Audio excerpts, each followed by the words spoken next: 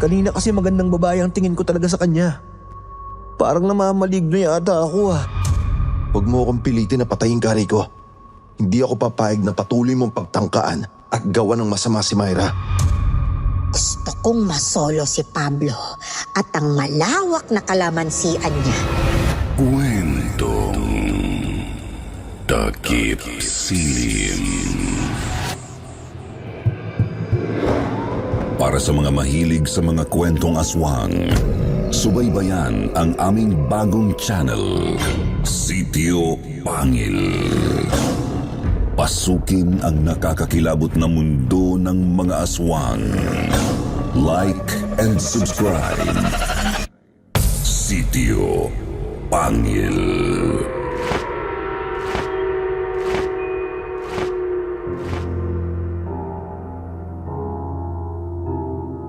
Magandang araw sa lahat ng mga tagapakinig ng seryeng ito sa YouTube.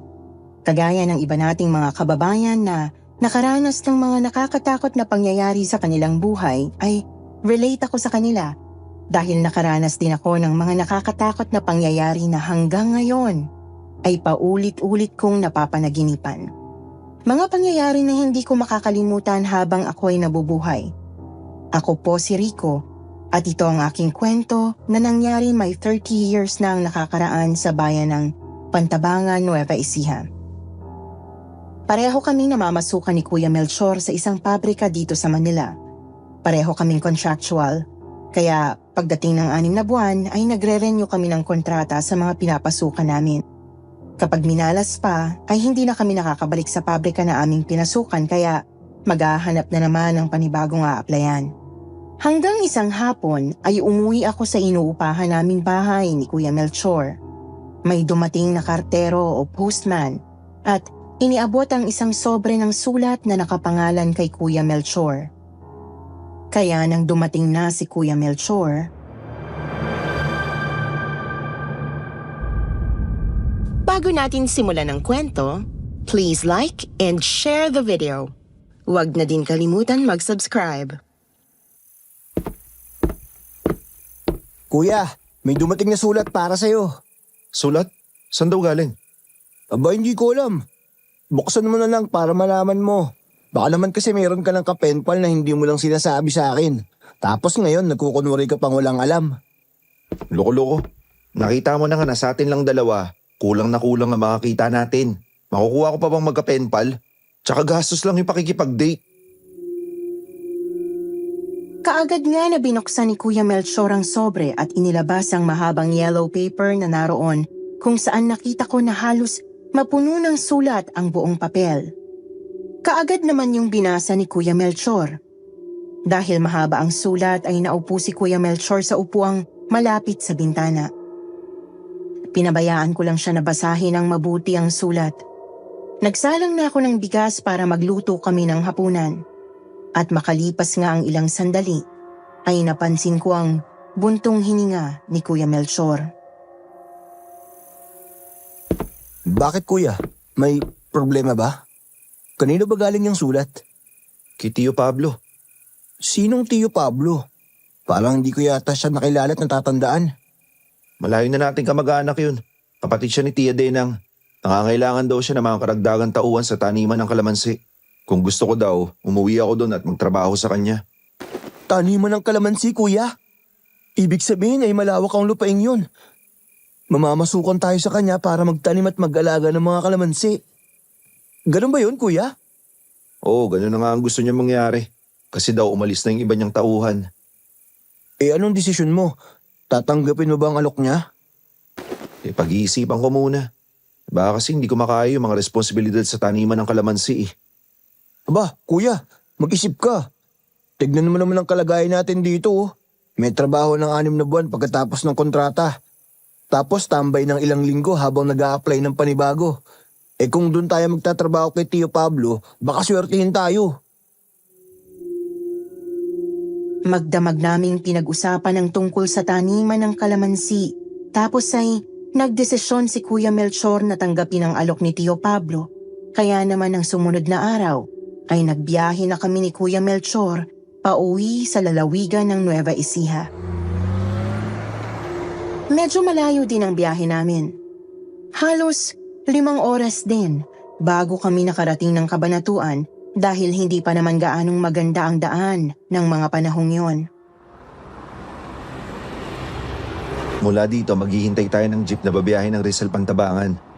Siguro mga 3 oras na biyahe pa at naroon na tayo kay Tio Pablo. Medyo malayo rin palang lugar ni Tio Pablo. Oo, kaya kapag may dumating na jeep, makipagsiksikan na tayo. Mahirap na abutin tayo ng dilim sa daan. Lalo pa, hindi natin kabisado yung lugar na yun.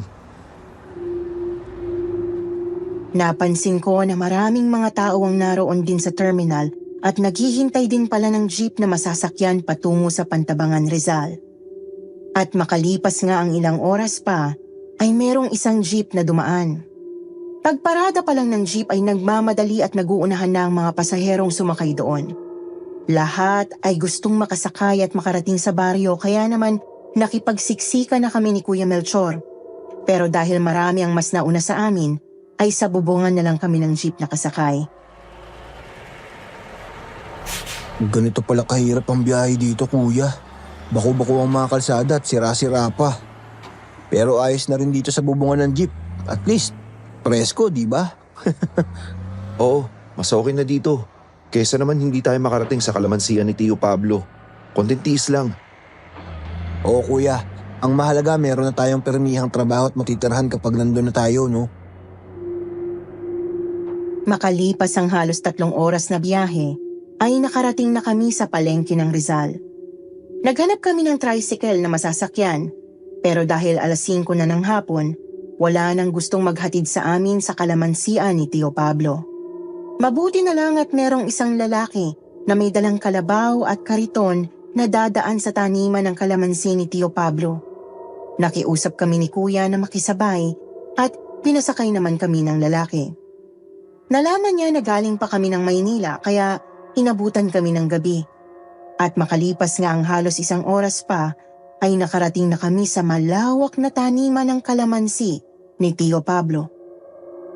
Bumaba kami ng kariton at lumapit sa bakod na yari sa kawayan. Kuya, ang laki ng bakurang to. Ang daming puno ng kalamansi. Mga ilang ektarya kaya to. Oo nga eh. Sabi ni Tio Pablo, halos 1.5 hektarya to. Teka, ayun yung bahay ni Tio Pablo. Sa gitna ng mga puno ng kalamansi. Pumasok na tayo sa bakuran. Madilim na ang paligid. Ay, kuya, may tao. Ayun, oh, pupunta dito sa atin. Mabuti pa kaya magtanong tayo. Aba oo nga, mukhang galing sa bahay ni Tio Pablo ah. Naisip namin ni Kuya Melchor na baka isa sa mga natatanaw naming mga taong papalapit sa amin ang tauhan ni Tio Pablo. Kaya minabuti namin na tumayo na lang muna at hintayin silang makalapit. Pero saglit lang kaming napalingon sa ibang direksyon, ay wala na ang mga taong kanina lang ay tiyak naming papalapit sa aming naglalakad. Saan nagpunta yung mga yun? Kanina lang malapit na sa atin, di ba? Oo nga eh. Kanina malapit sila sa atin. Bigla naman nawala. Saan nagpunta yung mga yun? Baka naman lumiko sa kalamansian. Baka may gagawin sila dun. Ay, pumasok na nga tayo. Mukhang hindi maganda yung pakiramdam ko eh. Madilim na kasi dito. Tsaka mukhang namamaligno tayo. Oo nga, kuya. Tayo na pumasok. Baka sa ibang daanan sila dumaan palabas ng bakuran. O baka naman tama ka. Namamaligno tayo kasi madilim na dito. Kaagad nga na pumasok kami ni Kuya sa bakuran. Dinaanan namin ang maraming puno ng kalamansi hanggang sa makalapit kami sa bahay ni Tio Pablo. Nang makalapit kami sa pintuan ay kaagad kaming kumatok habang tinatawag ang pangalan ni Tio Pablo. At di naman nagtagal ay bumukas ng bahagya ang pintuan at sumilip doon ang aming tiyo. Abay, sino ba kayo? Tio Pablo, kami po ito. Si Melchor po at si Rico. Natanggap ko po yung sulat nyo kaya naman bumiyahin na kami magkapatid patungo rito. Naku, ikaw na ba yan, Melchor? Abay, hindi na nga kita nakilala. Binatang binata ka na. Ako nga po, Tio. At ito po yung nakakabata kong kapatid na si Rico. Magandang gabi po, Tio Pablo. Binatang-binata ka na rin, Rico. O siya, pumasok na kayo at nang makakain kayo habang nag-uusap tayo. Mabuti at mayroon pang natirang pagkain. Hindi ko inaasahan na ngayon kayo darating. Binuksan na ni Tio Pablo ang pintuan ng tuluyan, kaya naman pumasok na kami ni Kuya Melchor. Nakita rin namin na may hawak pala siyang baril habang kausap kami. Isang Rip Leon. Tiyo, bakit may hawak po kayong baril? May kaaway po ba kayo bago kami dumating? Nako, kapag gabi na palagi ko naman talagang hawak tong baril ko eh. Paano kasi maraming namimerwisyo sa taniman ko ng kalamansi? Ibig sabihin po nun meron talaga kayong kaaway. Pero sino po sila? Hindi ko alam kung sino ang aking mga kaaway. Hindi sila makilala hanggang hindi sila napapatay. Para silang hangin kung dumating. Walang nakakaalam kung kailan at saan sila manggagaling kaya palagi kong hawak yung baril ko para protektahan ng aking sarili. Tiyo, nalilito ko. Paano hindi nyo sila kilala at makikilala lang kapag patay na? Anong klaseng nilalang ba yung mga kaaway nyo? Mga aswang. Aswang po? Oo, mayroong mga aswang na kapag gabi ay gumagala sa baryong to. Ilan sa mga tauhan ko dito ang napinsala kaya umalis na. Iyon ang dahilan kaya sumulat ako sa iyo kasi kulang na ako sa mga katulong ko dito. Kanina po bago kami dumating, meron po ba kayong bisita? Kasi meron kaming natanong kanina na galing dito kaya hinintay namin makalapit sa amin. Kaya lang naglaho na sila. Hindi namin nakita kung saan nagpunta eh. Oo, mga tauhan ko sila. Mayroon din silang mga kubo dyan sa paligid ng bakuran ko kaya bukas ipapakilala ko kayo sa kanila. Sa sinabing niyo ni Tio Pablo ay nagkatawanan kami ni Kuya Melchor. Kanina kasi ay kinabahan na kami nang hindi na namin nakita ang mga taong natanaw namin na papalapit sa amin. Sumagi na sa isip naming baka namamaligno na kami. Kaya naman ilang sandali pa ay niyaya na kami ni Tio Pablo sa lamesa kung saan naroon ang kawali at kaldero na may lamang pagkain. Naghati kami ni Kuya sa kanin at ulam na pinakbet. Meron din doon na inihaw na hito, kaya naman kaagad kaming kumain ni Kuya Melchor. Siya nga pala, Tiyo. Nasaan na po yung mga anak mo? Di ba meron kang anak na lalaki? Tsaka asawa mo? Oo, nandyan sila sa kwarto, natutulog na. Ang aga nila matulog, Tiyo Pablo. Mag-aalas 9 pa lang ng gabi. Ay nako, ngayong nandito na kayo ay tiyak na masasanay na rin kayo sa ganyang buhay. Pagkatapos kumain ng hapunan, wala nang gagawin kung hindi matulog. Eh sabi niyo po merong mga aswang na umaaligid dito tuwing gabi. Paano po kayo nakakatulog? Hindi lang naman dito sa kalamansian sila na may merwisyo kundi sa buong baryo. Kaya ang mga tao dito naaalarma kapag gabi. Kaya kapag dumilim, sinasamantala ng matulog dahil kapag nasa paligid ang aswang, hindi ka na makakatulog pa. Nagkatinginan na lang kami ni Kuya Melchor matapos naming marinig ang kwento ni Tio Pablo tungkol sa sitwasyon ng lugar nila. Matapos nga na kumain, ay itinuro sa amin ni Tio Pablo ang magiging kwarto namin, kaya nagpahinga na rin kami. Kinabukasan ay nakilala namin si Tia Adeline at Lino. Naging mabait naman silang kamag-anak sa amin ni Kuya Melchor kaya naging maayos ang trabaho namin sa kanila.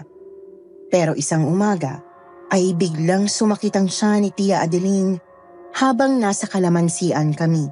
Naroon din ang kaibigan nilang si Aling Selina na siyang tagahanap ng buyer ng mga kalamansi. Anong nangyayari kay Adeline? Sobra daw ang sakit ng tiyan niya eh. Pinainom ko na ang salabat pero hindi pa rin naaalis. Baka kung ano na ang mangyari sa kanya. Mas mabuti pa dalhin mo na siya sa ospital para matingnan ng doktor. Oo nga naman po, Tio Pablo. Para masuri ng doktor si Chang. Mabuti pa nga.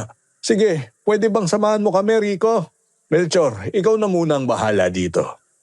Sige po, Tiyo Pablo. Mag-iingat po kayo. Sasama rin ako. Tayo na para mapagamot na itong si Adeline.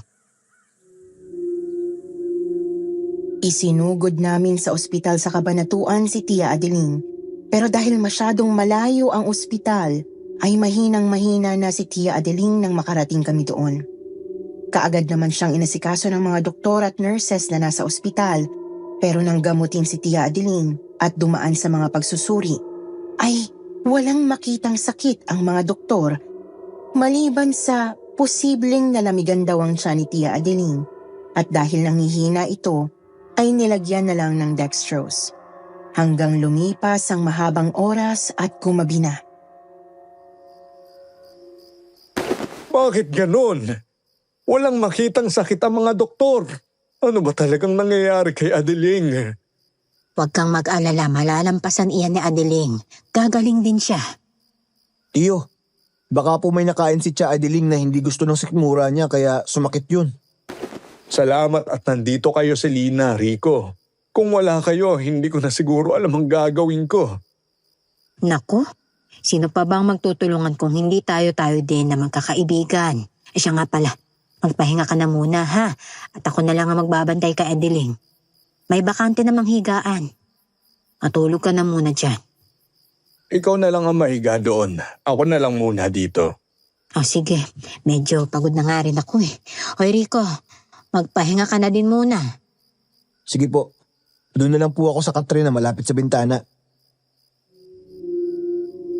Nahiga nga si Aling Selina sa bakanting higaan na naroon. At si Tio Pablo naman ay nanatiling nakaupo malapit sa hinihigaan ni Tia Adeling. Lumipas ang mga oras at nakatulog si Tio Pablo. Malalim na ang gabi nang maalimpungatan siya. Pano'y narinig niyang umuungol si Tia Adeling. Adeling! Bakit? Anong nangyayari sa'yo? Masakit pa ba yung tiyan mo? Bakit hindi ka na makapagsalita ha? Sabihin mo sa akin kung anong gagawin ko. Tiyo, anong nangyayari kay Tia Adeling? Bakit hindi na siya makapagsalita?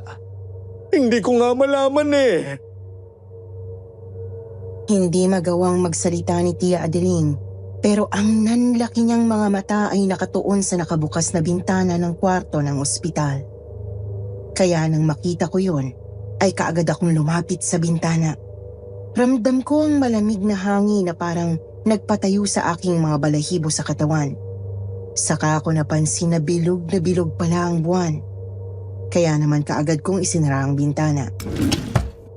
Tapos ay muli kong nilapitan si Tia Adeling na patuloy na natataranta at nanlalaki ang mga mata hanggang sa masabi niya ang mga salitang, "Aso, dumaan sa bintana." Aso? Dumaan sa bintana? Nasaan? May aso daw, Tiyo Pablo. Pero nasan po yung aso? Aba, tingnan mo sa paligid. Baka nandyan yung sinasabi ni Adeling. Silipin mo ang bintana.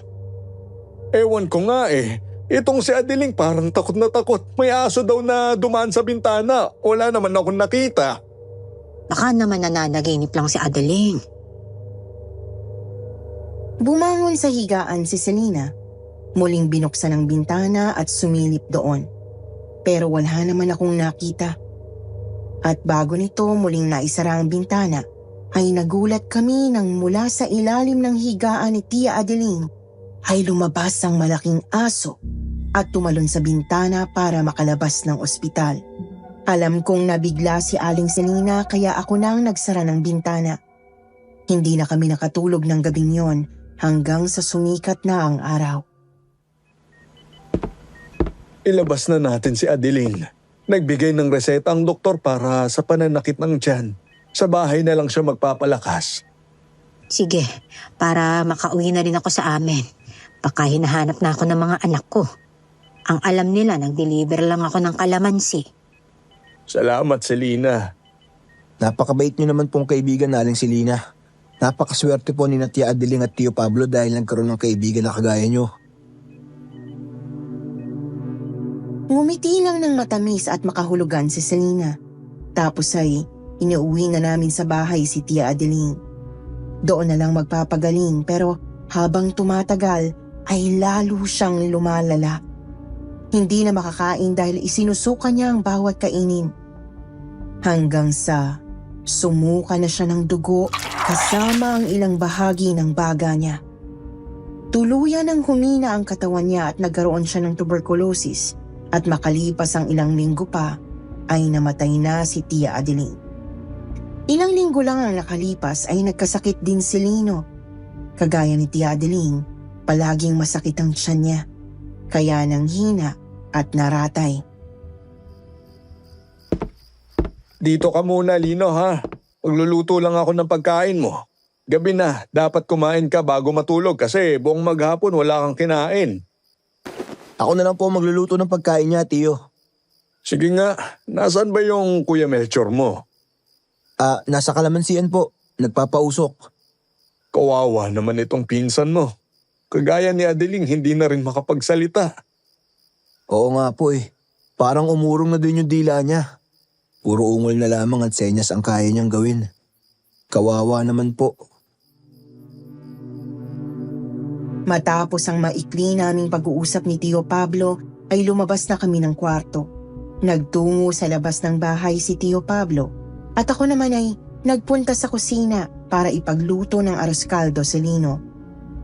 Malapit na akong makaluto nang makarinig ako ng kalabog sa kwarto ni Lino kaya kaagad akong pumunta ron at nakita kong nakabukas ang bintana ng kwarto na isinara ko naman kanina.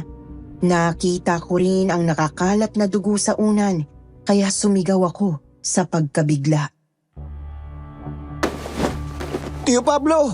Kuya Melchor! Chong! Bakit ka sumisigaw?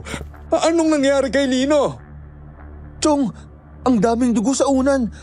Parang nagsuko siya ng dugo. Lino! Anak! Ayos ka lang ba? Lino! Lino! Tiyo Pablo, hindi na humihinga si Lino. Anak! Bakit hindi ka lumaban? Iniwanan na nga ako ng inay mo, pati pa naman ikaw. Rico, ano nangyari? Wala na si Lino, kuya. Sumuko na ang katawan niya sa hirap. Makalipas nga ang ilang linggo pagkalibing ni Lino, ay sa bahay na ni Tio Pablo tumira si Selena kahit wala pa silang malinaw na usapan tungkol sa kung ano man ang namamagitan sa kanila. Hindi naman kami nakikialam ni Kuya Melchor kapag nag-uusap sila kasi hindi naman namin alam kung anong relasyon talagang meron sila. Hanggang minsan ay makita kong nag-uusap sila. Wala na si Adeline. Wala na din ang iyong anak. Huwag mong pabayaan ang sarili mo. Magkakasakit ka din sa ginagawa mo. Kumain ka naman. Yan nga po ang pinag-aalala namin ni Kuya Melchor, Aling Selena. Hindi na po kumakain si Chong. Pinapabayaan na lang po niya ang sarili niya. Baka po magkasakit ka niyan, Tio Pablo. Mas mabuti nga ang ganun para makasama ko na silang dalawa. Parang hindi ko na kayang mabuhay nang wala sila. Nandito naman ako, Pablo. Handang dumamay at magmahal sa'yo. Bigyan mo lang ako ng pagkakataon na mahalin ka. Kakamatay pa lang ng aking asawa si Lina. Hindi pwede na mag-aasawa ko kaagad. Ano na lang sasabihin ng aking mga kakilala? Hinintay ko lang mamatay ang asawa ko para magsama tayo. Bakit ibang tao ang iisipin mo? Ang kaligayahan at kalusugan mo ang isipin mo. Nandito ako para makasama mo sa pagsisimula mo ng bagong buhay. Sa paglipas ng mga araw ay ginawa ni Aling Selena ang lahat para makarecover sa kalungkutan si Tio Pablo. At nang matanggap nga ni Tio Pablo si Aling Selena, ay naging masaya sila sa simula.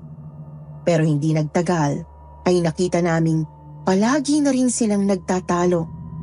Pinipilit kasi ni Aling Selena na magpakasal sila at ang titulo ng kalamansian ay gusto ni Aling Selenang mailipat na sa kanya pero tumatanggi si Tio Pablo kaya madalas ang naging pag-aaway nila. Hanggang sa maputulan nga ng isang paa si Tio Pablo nang mahulog sa puno dahil sa malaking asong itim na humabol hanggang sa itaas ng puno sa kanya. Dahil doon ay iniwan na siya ni Aling Selena. Tio, wala na ba kayong balita kung nasa si Aling Selena ngayon? Wala na akong alam kung nasaan siya. Saka ayaw ko na rin alamin kasi nalaman ko na hindi naman talaga niya ako gusto. Ang malawak na lupain ko lang ang hangad niya, pero nang mabigo siyang makumbinsi akong ilipat sa pangalan niya yung lupain, nagbago siya at iniwanan niya ako kasi ganito na ang kalagayan ko. Nakakapagtaka naman po ang pagkamatay ni na Tia Adeling at Lino. Sumakit yung mga tiyan nila at naratay. Ayon sa mga doktor na nagsuri sa kanila wala naman daw problema sa kanilang mga tiyan kaya nagtataka din sila kung bakit sumasakit ng ganun katindi. Nitong mawala na sila may nakapagsabi sa akin na baka kinulam sila. Dapat daw sa albularyo ko dinala at hindi sa doktor kasi kapag sa doktor, lalong magiging malala ang sakit nila. Ganun na nga yung nangyari. Napakawalang puso ng mangkukulam na yun. Pero ang alam ko ay inaswang sila. Kasi ang malaking asong itim na sumalakay sa akin, yun din yung nakita ko sa ospital nung may sakit si Adeling Talagang gusto yata niya na maubos kami kaya alam ko tuwing gabi pag-alagala pa din siya sa paligid ng bahay ko kaya palagi akong may hawak na baril. Tiyo, meron po akong nabasa ng libro tungkol sa mga aswang, Tiyo. Ang sabi, takot daw po sila sa asin, tsaka sa abo. Pati po yung matutulis na bagay nangyari sa pilak. At tsaka sa kalamansi din po. Ay, ngayon baldado na ako at parang wala nang silbi. Mas gusto ko na lang talagang mamatay na lang para makasama ko na ang Tia Adeling nyo at si Lino. Huwag kayong magsalita ng ganyan, Tio Pablo. Huwag kayong mawalan ng pag-asa. Nandito pa naman kami ni Rico na handang dumamay sa inyo. Matatagalan nga lang bago gumaling itong mga paa ko. Huwag na kayong maglala, Tiyo. Kami na ni Kuya ang bahala sa kalamansian. Nagulat kami nang bigla kaming makarinig ng malakas na kalabog na parang bumagsak ang kamada ng mga kahoy sa labas ng bahay ni Tio Pablo. Kaagad akong tumayo at akmang sisilip sa bintana ng bahay pero pinigilan ako ni Tio Pablo.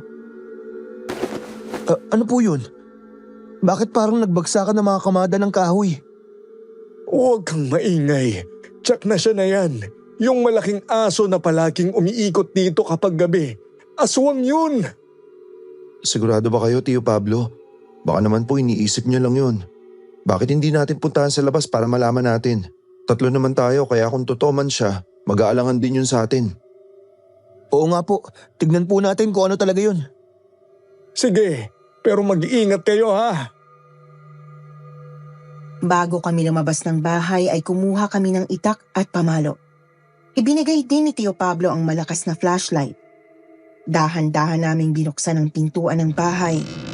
Lumabas kami ni Kuya Melchor at nakita nga namin na gumuho ang kamada ng mga kahoy. Ginalugad namin ang paligid gamit ang malakas na flashlight pero wala naman kaming nakita na kahit ano. Hanggang sa matanaw ko na may nakatayo sa tabi ng puno ng kalamansi. Sa tingin ko ay isang babae. Kaya naman kinabahan ako at ibinaling ko kay Kuya Melchor ang aking paningin. Kuya, may nakatayo sa tabi ng puno ng kalamansi. Saan? Wala naman Yung puno sa bandang kanan mo, dun siya nakatayo. Kitang-kita ko kanina. Nakatingin siya sa atin. Doon na nga ako nakatingin, gamit ko pa tong flashlight. Wala naman yung sinasabi mo na nakatayo dun.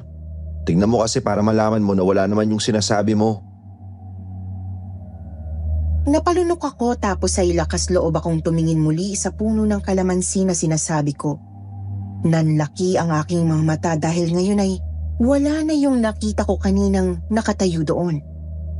Kaya naman ibinaling ko doon ang hawak kong flashlight at nasigurado kong wala na nga yung nakatayo doon. Wala naman, di ba? Ikaw naman, lakas ng imahinasyon mo. Tinatakot mo lang kasi yung sarili mo Kanina kasi kuya, dyan ko talaga nakita na nakatayo siya.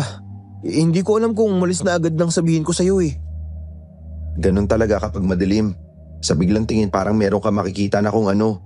Gagana ang imahinasyon mo at pagkatapos makakakita ng kung ano-ano. Pero ang totoo, anino lang o kaya naman dahon lang pala ng puno. Anong nangyari? Melchor! Rico! Wala naman po, Tio. Naguhulang po itong kamada ng mga kahoy. Mukhang bumigay itong poste. O siya, pumasok na kayo at nang makapagpahinga na kayo, ha? Opo, Tiyo. Kuya Rico, tayo na sa loob ng makatulog na. Oo, sige kuya. Sumunod na ako kay kuya na pumasok muli sa loob ng bahay. Pero ang kilabot sa aking katawan ay hindi pa rin naalis dahil hindi naman ako namamalikmata kanina. Talagang meron akong nakitang nakatayo sa tabi ng puno ng kalamansi. Kaya naman bago ko muling isinara ang pintuan, ay muli kong tinanaw ang puno ng kalamansi kung saan muli kong nakita na meron na namang nakatayo doon. Hindi ako maaring magkamali kasi maliwanag na ang buwan at aninag talaga na meron na namang nakatayo doon at nakatingin sa amin. Pero isinara ko na ng tuluyan ang pintuan. Hindi ko na rin sinabi kina Kuya Melchor at Tio Pablo na nakita kong muli yung nilalang na nakatayo sa tabi ng puno ng kalamansi. Kasi naman ay baka hindi na naman nila makita at tiyak na sasabihin nilang imahinasyon ko lang yon. Siya nga pala, Tiyo. Matanong ko lang po, hindi ba kayo nahihirapan dyan sa saklay nyo? Ang totoo nahihirapan talaga ako pero masasanay din ako. Kailangan ko talaga ngayon ng saklay para makatayo. Mabuti nga po at may nagbigay sa inyo ng saklay para may magamit kayo. Pero wag niyo po masyado puwersahin yung katawan niyo ha. Baka dumugo pa yung putol na binti niyo. Nako, huwag niyo na akong intindihin masyado kasi lalo lang akong maaawa sa sarili ko. Kaya simula bukas, aasikasuhin na natin ang mga puno ng kalamansi. Nang mga sumunod na araw nga, ay kami na ni Kuya Melchor ang nag-asikaso sa kalamansian. Unay binungkal namin ang mga natutuyong lupa sa paligid ng mga puno. Tapos ay nilagyan yon ng mga fertilizer, tapos ay diniligan namin ng isang timbang tubig bawat puno. Mano-manong pagbubuhat ng mga tubig sa timba ang ginawa namin galing sa balon na naroon. Dinidiligan namin sa umaga at sa bandang hapon naman ay pinapausukan namin para mawala ang mga kulisap na dumadapo sa mga dahon ng kalamansi. Rico, gumawa ka pa ng siga sa bandaron ha. Mag-akot ka ng mga tuyong dahon at mga maliliit na kahoy. Pwede rin na gumapas ka ng mga sariwang damo para isama dyan sa mga tuyong kahoy para mas malakas ang usok. Sige kuya, gagawin ko na. Sige na, kumilos na tayo bago magdilim. Kailangan mapausukan natin lahat para hindi pa mahayan ng mga kulisap. Masisira daw ang mga bulaklak kapag maraming kulisap eh. Marami ang hindi natutuloy para maging bunga. Sinunod ko naman si Kuya. Naghanap ako ng maraming mga tuyong dahon at mga tuyong kahoy. Inipon ko sa pinakagitna ng mga puno ng kalamansi na naroon. Tapos ay kinuha ko ang karit at nagtungo ako sa dulong bahagi ng kalamansian kung saan naroon ang maraming mga kugon at damo. Habang gumagapas ako ng mga damo ay nakita ko na may isang magandang babaeng nakatingin sa akin. Nakatayo sa hindi kalayuan. Napatigil ako sa paggapas ng damo at napatingin sa babae. Ngumiti ako. Nang makita ko nang ngumiti rin siya sa akin, ay nagkaroon ako ng lakas ng loob na lumapit.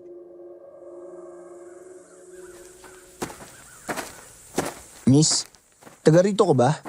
Pwede bang makipagkilala sa'yo? Ako nga pala si Rico. Taga Maynila kami. Ilang araw pa lang ako dito kaya wala pa akong gaanong kakilala at kaibigan. Baka pwedeng ikaw na yung una. Rico, sino kinakausap mo? Oy, Kuya Melchor. Etong babae. Nakikipagkilala lang ako sa kanya. Ang ganda niya, di ba? Sinong babae? Kanino ka makikipagkilala? Eto, sa harap ko, isang napakagandang babae. Hindi mo man nakikita, kuya? Naku Rico, nilalagnat ka ba? Parang nahihibang ka na eh. Kailan pa naging magandang babae ang Kalabaw ha? Kalabaw? Anong kalabaw, kuya? Yang kinakausap mo, Kalabaw. Layuan mo nga yan, baka suwagin ka. Kanina mo pa binobola. Kinabahan ako sa sinabi ni Kuya Melchor. Kaya naman, kinusot ko ang aking mga mata tapos ay tiningnan kong muli ang aking kaharap. At nakita ko nga na totoo ang sinabi ni Kuya Melchor. Kalabaw na nga ang aking kaharap At hindi isang magandang babae na kagaya ng kausap ko kanina. Kaagad akong lumayo sa kalabaw sa takot na masuwag ako. Nakita ko ang timba ng tubig kaya naghilamos ako. Ano ba nangyayari sa'yo? Mula nang dumating tayo dito, kung ano-ano nang nakikita mo. Pati kalabaw, binubola mo. Kaya nang matanaw kita, kagad ako lumapit. Hindi ko alam, kuya. Kanina kasi magandang babae ang tingin ko talaga sa kanya. Ano ba itong nangyayari sa akin? Parang namamaligno yata ako. Hindi ka namamaligno, Rico. Nabibiktima ka ng tagabulag. Po? Ano po yung taga-bulag, Tiyo? Mga aswang din sila na may iba pang kakayahan sa paggamit ng karunungang itim upang papaniwalain ang kanilang mga biktima na maganda ang nakikita. Kaya madaling mahulog sa bitag nila. Kadalasan na nagiging biktima nila ay yung mga dayuhan na hindi nalalaman ng tungkol sa kanila. Kaya mag-iingat ka. Pero ano pong dapat kong gawin kapag ganyan, Tiyo Pablo?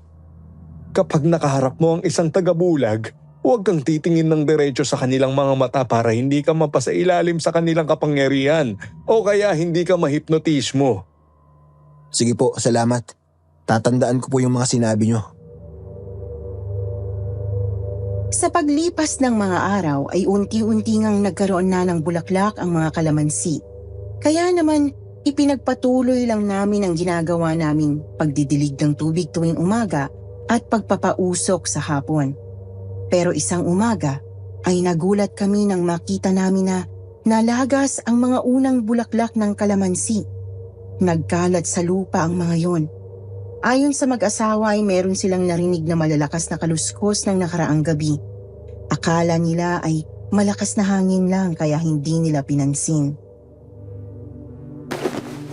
Ayaw kong mag-isip ng masama pero parang may sumasabotahe talaga sa ginagawa natin. Ayaw niya magkaroon tayo ng magandang ani. Mabuti po kaya magbantay tayo sa gabi para makita natin kung ano yung nangyayari sa kalamansian. Total, marami naman po tayo eh. Sayang po kasi yung pinagpaguran natin kapag bababayaan lang natin na mangyari to. Oo nga po, Tiyo. Baka tao lang din nagalit sa inyo ang may kagagawan nito. Sige, ngayong nandito na kayo ay malakas na din ang loob ko pagdating ng gabi. Meron naman dyan ng mga armas na magagamit natin eh. Nang muli ngang sumapit ang gabi, ay nagbantay na kami sa taniman ng kalamansi. Hawak ko ang flashlight at itak. Kay Kuya Melchor naman ang shotgun at rifle kay Tio Pablo. Palakol naman ang hawak ni Abel. Inikot namin ang kalamansian tuwing makakalipas ang isang oras. Hanga ako kay Kuya Melchor dahil ang tapang niya. Nang meron kaming makita na asong gala, ay kaagad niyang binugaw yon. Nang umangil ang aso ay kaagad yung pinaputukan ni Kuya Melchor.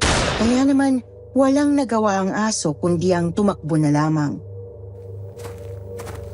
Sa daming bulitas ng bala ng shotgun ko, kahit aswang ka pa, hindi ka makakaligtas dito. Saan na nagpunta? Mukhang hindi mo napuruhan, Melchor.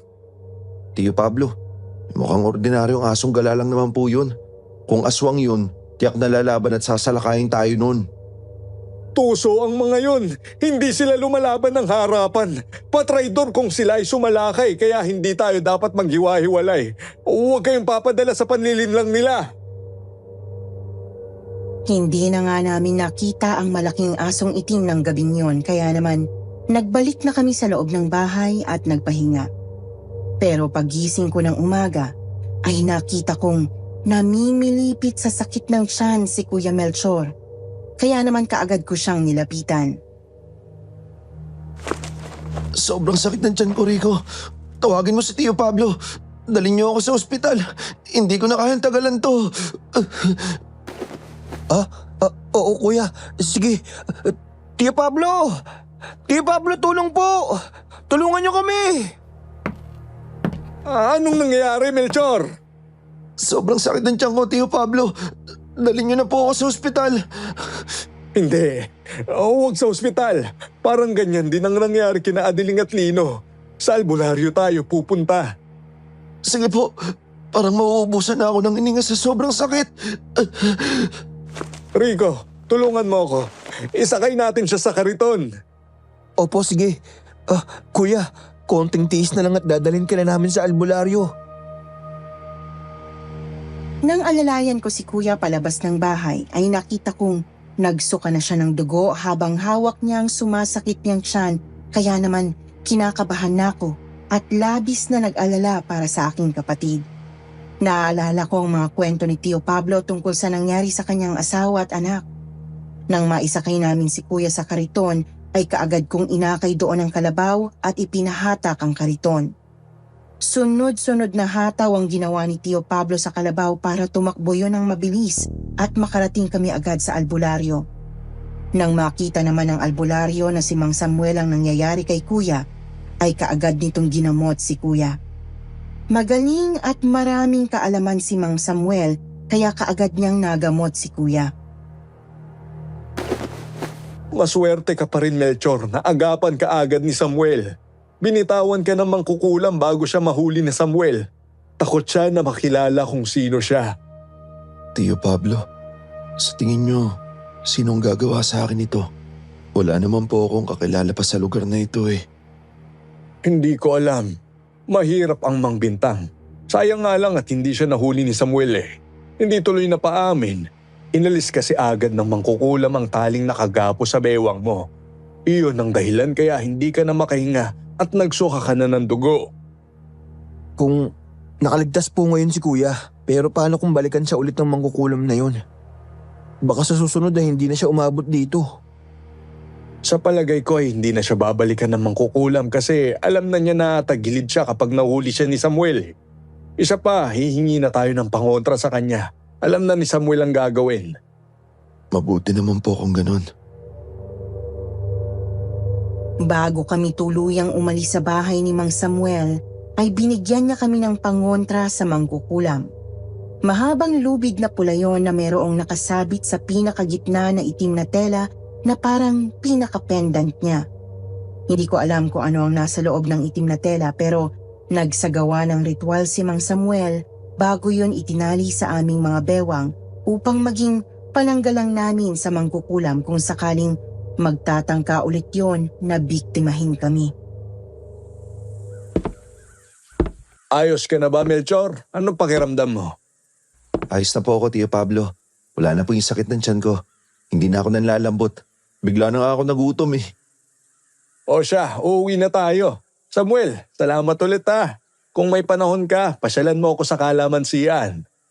Oo nga po, Mang Samuel. Maraming salamat po ulit.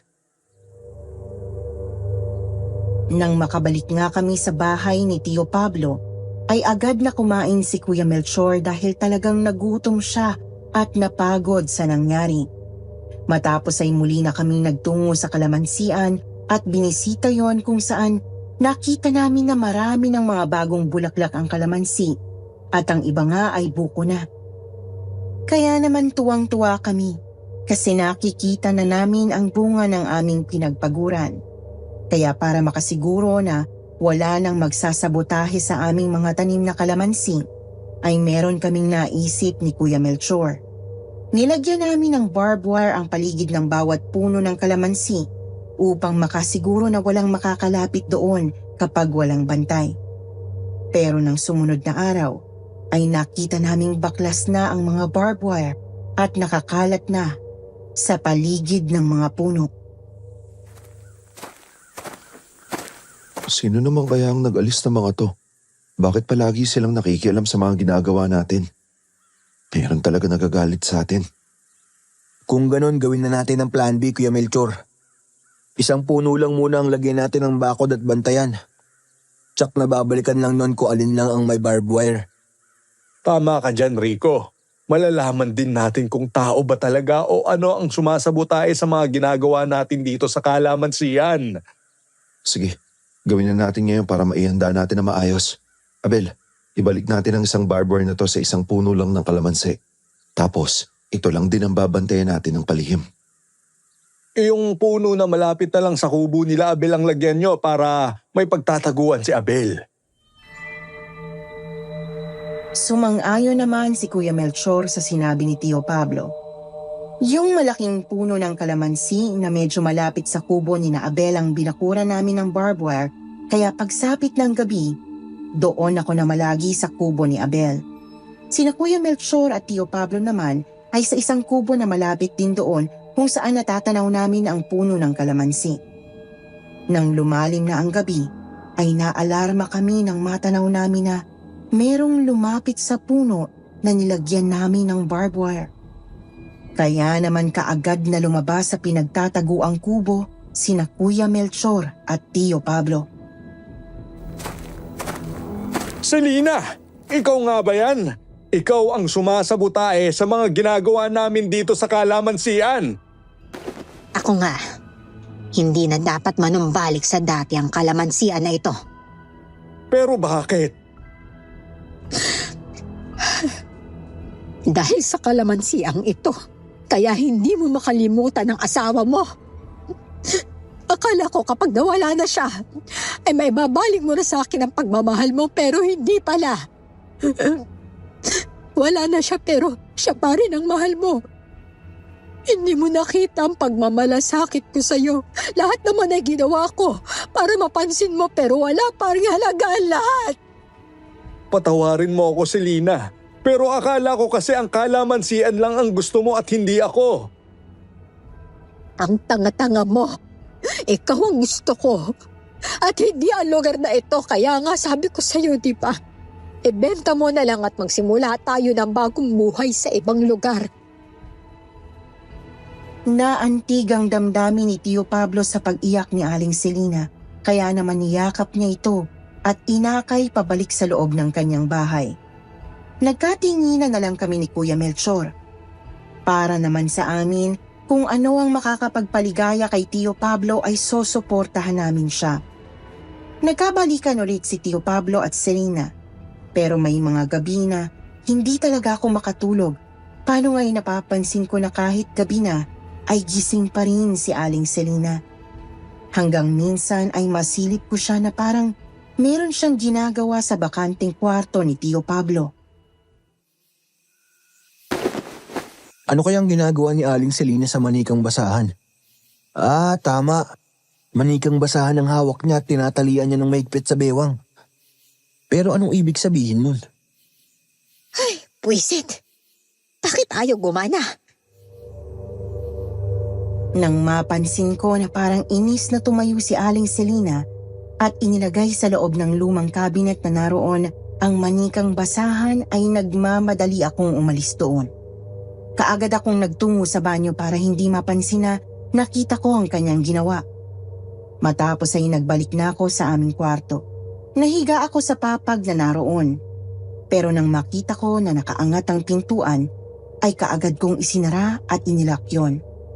Hihiga na sana ako nang makita ko na nakaangat din ang bintana ng aming kwarto. Isasara ko sana yon nang makita kong mayroong maiitim na kamay ang nakahawak doon. Merong mahahabang kuko at maitim na balahibo. Kaya muli akong natakot.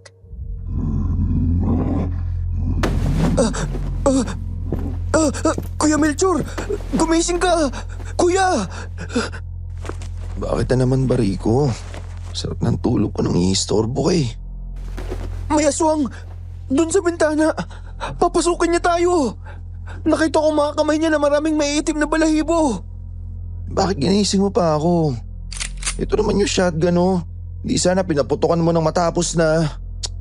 Nasaan ba? Sa bintana ko siya nakita! Lumapit si Kuya Melchor sa bintana. Pero hindi niya nakita ang kamay na nakita kong nakahawak doon kanina at pilit na binubuksan ang bintana. Kaya nainis si Kuya Melchor. Isinara niya ang bintana at muling nagbalik sa kanyang pagtulog. Kagaya ng dati ay wala na naman akong maikatwiran sa kanya kasi hindi naman niya nakita ang nakita ko. Hindi ko na rin tuloy sinabi ang nakita kong ginagawa ni Aling Selina kasi alam ko na hindi na naman siya maniniwala. Hanggang isang gabi, ay mahimbing ang tulog ni Kuya Melchor. Naabutan ko na inaalis ni Aling Selina ang pangontra sa kulam na ibinigay ni Mang Samuel. Bakit inaalis mo yan kay Kuya Melchor? May balak kang masama no? Wala. Naisip ko lang kasi na baka nahihirapan kang huminga kaya inalis ko. Pasensya na ha, pumasok ako ng walang paalam. Mas mahihirapan akong huminga kapag naalis ang pangontra na bigay ni Mang Samuel. Alam mo ang tungkol dito, di ba? Tama nga sinabi ni Mang Samuel. Kapag nasa akin ang pangontra na to, kusa akong lalapitan ng mangkukulam para alisin to. Lalo na kung ako talaga ang target nun. Bakit ka nag-iisip sa akin ng ganyan? Wala naman akong ibang iniisip kung hindi ang alisin yan at makahinga ka ng maayos. Nakita kita sa bakanting kwarto. May hawak kang manikang basahan at tinatalian mo yun ng mahigpit. Isa kang mangkukulam. Kung ganon, ay wala na pala akong maililihim sa inyo. Tama kayo. Isa nga akong mangkukulam. At plano ko talagang mawala kayo sa aking landas. Istorbo kayo sa aking mga plano. Kung ganun, ay ang malawak na kalamansian talaga ang habol mo. Kaya ka nagbalik kay Tio Pablo. Alam mo na mga kamag-anak niya kami. Kaya natatakot ka na sa amin ibigay ang kalamansian kung sakali, di ba? Tama ka. Gusto kong masolo si Pablo at ang malawak na kalamansian niya. Kaya ginagamit ko ang nalalaman ko sa pangkukulam para alisin ang mga hadlang sa aking kagustuhan. Ikaw, Rico, gusto ko sanang unahin. Pero ilang ulit ka nakaliligtas sa pambubulag ko. Kung gano'n, ikaw pala ang dahilan kaya pati kalabaw ay nakala kong magandang babae. Ngayon, sigurado na din ako na ikaw ang may kagagawa na nangyari kina Tia Adiling at Lino. Hindi ba? Tama ka. Paaminin ko na ang lahat sa inyo kasi ilang sandali na lang ay mamamatay na kayo. Kasi naalis ko na ang mga pangontra sa mga bewang ninyo. Ako nga ang pumatay kay Adiling at sa kanilang anak. Dahil kagaya nyo ay hadlang din sila. Napakasama mo talaga. Wala kang puso. Pinatay mo ang kawawang bata para sa pansarili mong kagustuhan. Sabihin nyo na kung ano ang gusto nyo sabihin sa akin. Kasi hindi na magtatagal ang mga buhay ninyo. Diyan ka nagkakamali. Kasi hindi natatalab sa kanila ang pangungulam mo. Ito ang dalawang manikang basahan. Inalis ko na ang nakatusok na karayom at lubid na nakatali sa bewang at leeg. Pablo, narinig mo lahat ng inamin ko. Hindi rin tumalab sa'yo. Patulog na inilagay ko sa tubig mo. Oo, hindi ko naman kasi yun ininom. Yung pusa ang nakainom at nakatulog kaya nagduda na ako at sinundan kita. Nakita ko ang ginawa mo sa mga manikang basahan. Ngayon, lahat-lahat ng kasalanan mo ay narinig ko. Marami kang dapat na panagutan. Ipapakulong kita sa ginawa mo sa aking mag-ina! Dahil sa pagmamahal ko sa'yo, kaya ko nagawa yun, Pablo. Isa kang kampon ng dyablo. Dapat kang makulong. Pagsapit ng umaga ay dadalhin kita sa presinto para makasuhan. Bigla ang naging kilos ni Aling Selina. Itinulak niya si Tio Pablo at nang matumba si Tio Pablo ay nagmamadali siyang lumabas ng bahay. Kaya naman hinabol namin siya sa kalamansian. Dala namin ni Kuya Melchor ang shotgun at ang itak. Nakita namin ang mabilis na pagtakbo ni Aling Selina kaya naman patuloy kami sa paghabol sa kanya. Hanggang sa matigilan kami dahil nawala na si Aling Selina at lumabas ang malaking asong itim. Tulungan mo ako, Rico! Huwag kang tumunga nga dyan! Huwag kang duwag! Oo kuya, ito na. Kaagad na dinamba si Kuya Melchor at akmang kakagatin pero iniharang ni Kuya Melchor ang hawak na shotgun kaya yon ang nakagat ng malaking asong itim. Nang tatagain ko na ang malaking asong itim, ay kaagad yung umiwas at lumayo ng bahagya kay Kuya Melchor. Yun naman ang sinamantala ni Kuya Melchor. Ilang ulit niyang pinaputukan ang malaking asong itim. Ilang ulit din yung umiwas pero tinamaan pa rin siya ng bala ng shotgun. Ganun pa man ay nakatakas pa rin yun. Kaya nang dumating si Tio Pablo,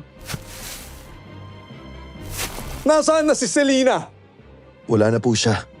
Hindi na namin nasundan kung saan nagpunta kasi inarang kami ng malaking asong itim. Pinaputukan ko kaso hindi ako sigurado kung napuruhan. Nakakatakot pala kapag nakaharap sila ng malapitan. Tio, iyon po ba ang aso na pumutol sa mga paa nyo? Oo, yung aso nga na yun. Sayang at hindi nyo napuruhan.